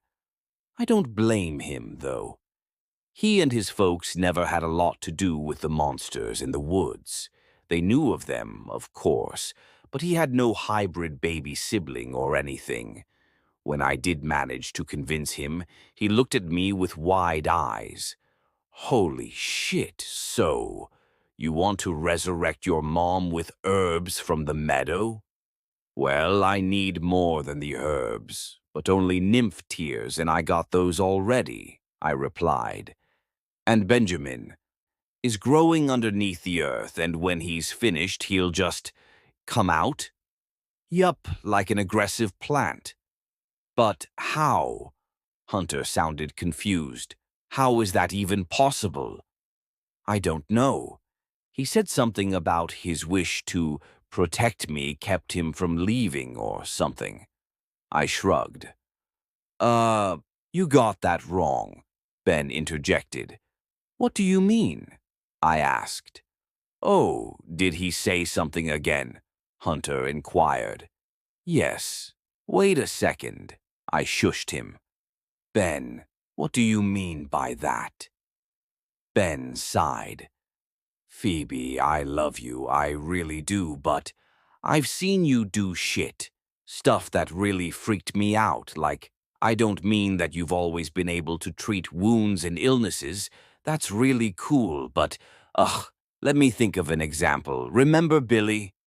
Our goat, the one that died in our yard? Yeah. It had wandered off into the woods and gotten attacked. When it came staggering back and broke down in our yard, it was heavily wounded and on the verge of dying. You were only 4. I didn't expect you to remember. I assume you don't know what happened then. Well, it died? I offered. No, not exactly. Not immediately. You saw it and went outside. I ran after you to stop you, but you were pretty fast with your tiny legs, and you reached the goat before I could catch you. I was just in time to see you open that goat's mouth and spit into it. I did what now? I don't know how, but it changed something about that goat, Ben continued. It began twitching again, and then, all of a sudden, it got up. But it was all wrong. It had weird black foam around its mouth and its neck, looked as if it had snapped. It was really fucking creepy. And you were freaking out, clapping into your tiny hands, laughing, cheering. You were so happy. But I thought Arlo shot it. He did all right. Arlo had to shoot it because it was all messed up. I don't know how you did it, but you revived it somehow.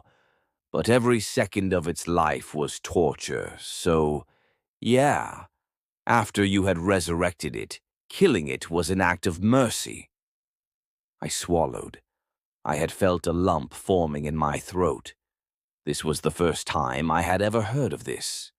I was angry. Just a little bit, but I was. Why hadn't he told me of something like this happening? Of course, I didn't remember it, but why hadn't he told me?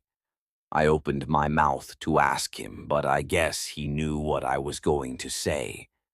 Because I thought you'd stop healing us. Plus, in any other situation, it'd just be a weird fucking thing to come up with. Like, hey, Phoebes, remember that one time when you transformed this goat into a living nightmare? Ben chuckled, then became serious again. I'm sorry. Bet that wasn't something you wanted to hear all that much. Then why are you sending me out to collect all this shit if I can do stuff like that on my own? I asked. Well, Arlo told me once that the herbs I told you about are very helpful against cramps. Plus, nymphs' tears make ladies beautiful. I just don't want Mom to be all creepy when you wake her up. I was nearly speechless. Nearly. Then why did you want me to bury her? I mean, I thought it was a good temporary solution, since we don't have a freezer. I let out a shriek of fury. What the hell, dude? You didn't tell me anything about… how do you think I can do this? Oh, come on, it'll be fine. I'm still around as well, aren't I? This is all you're doing. Don't be so surprised. What were you thinking?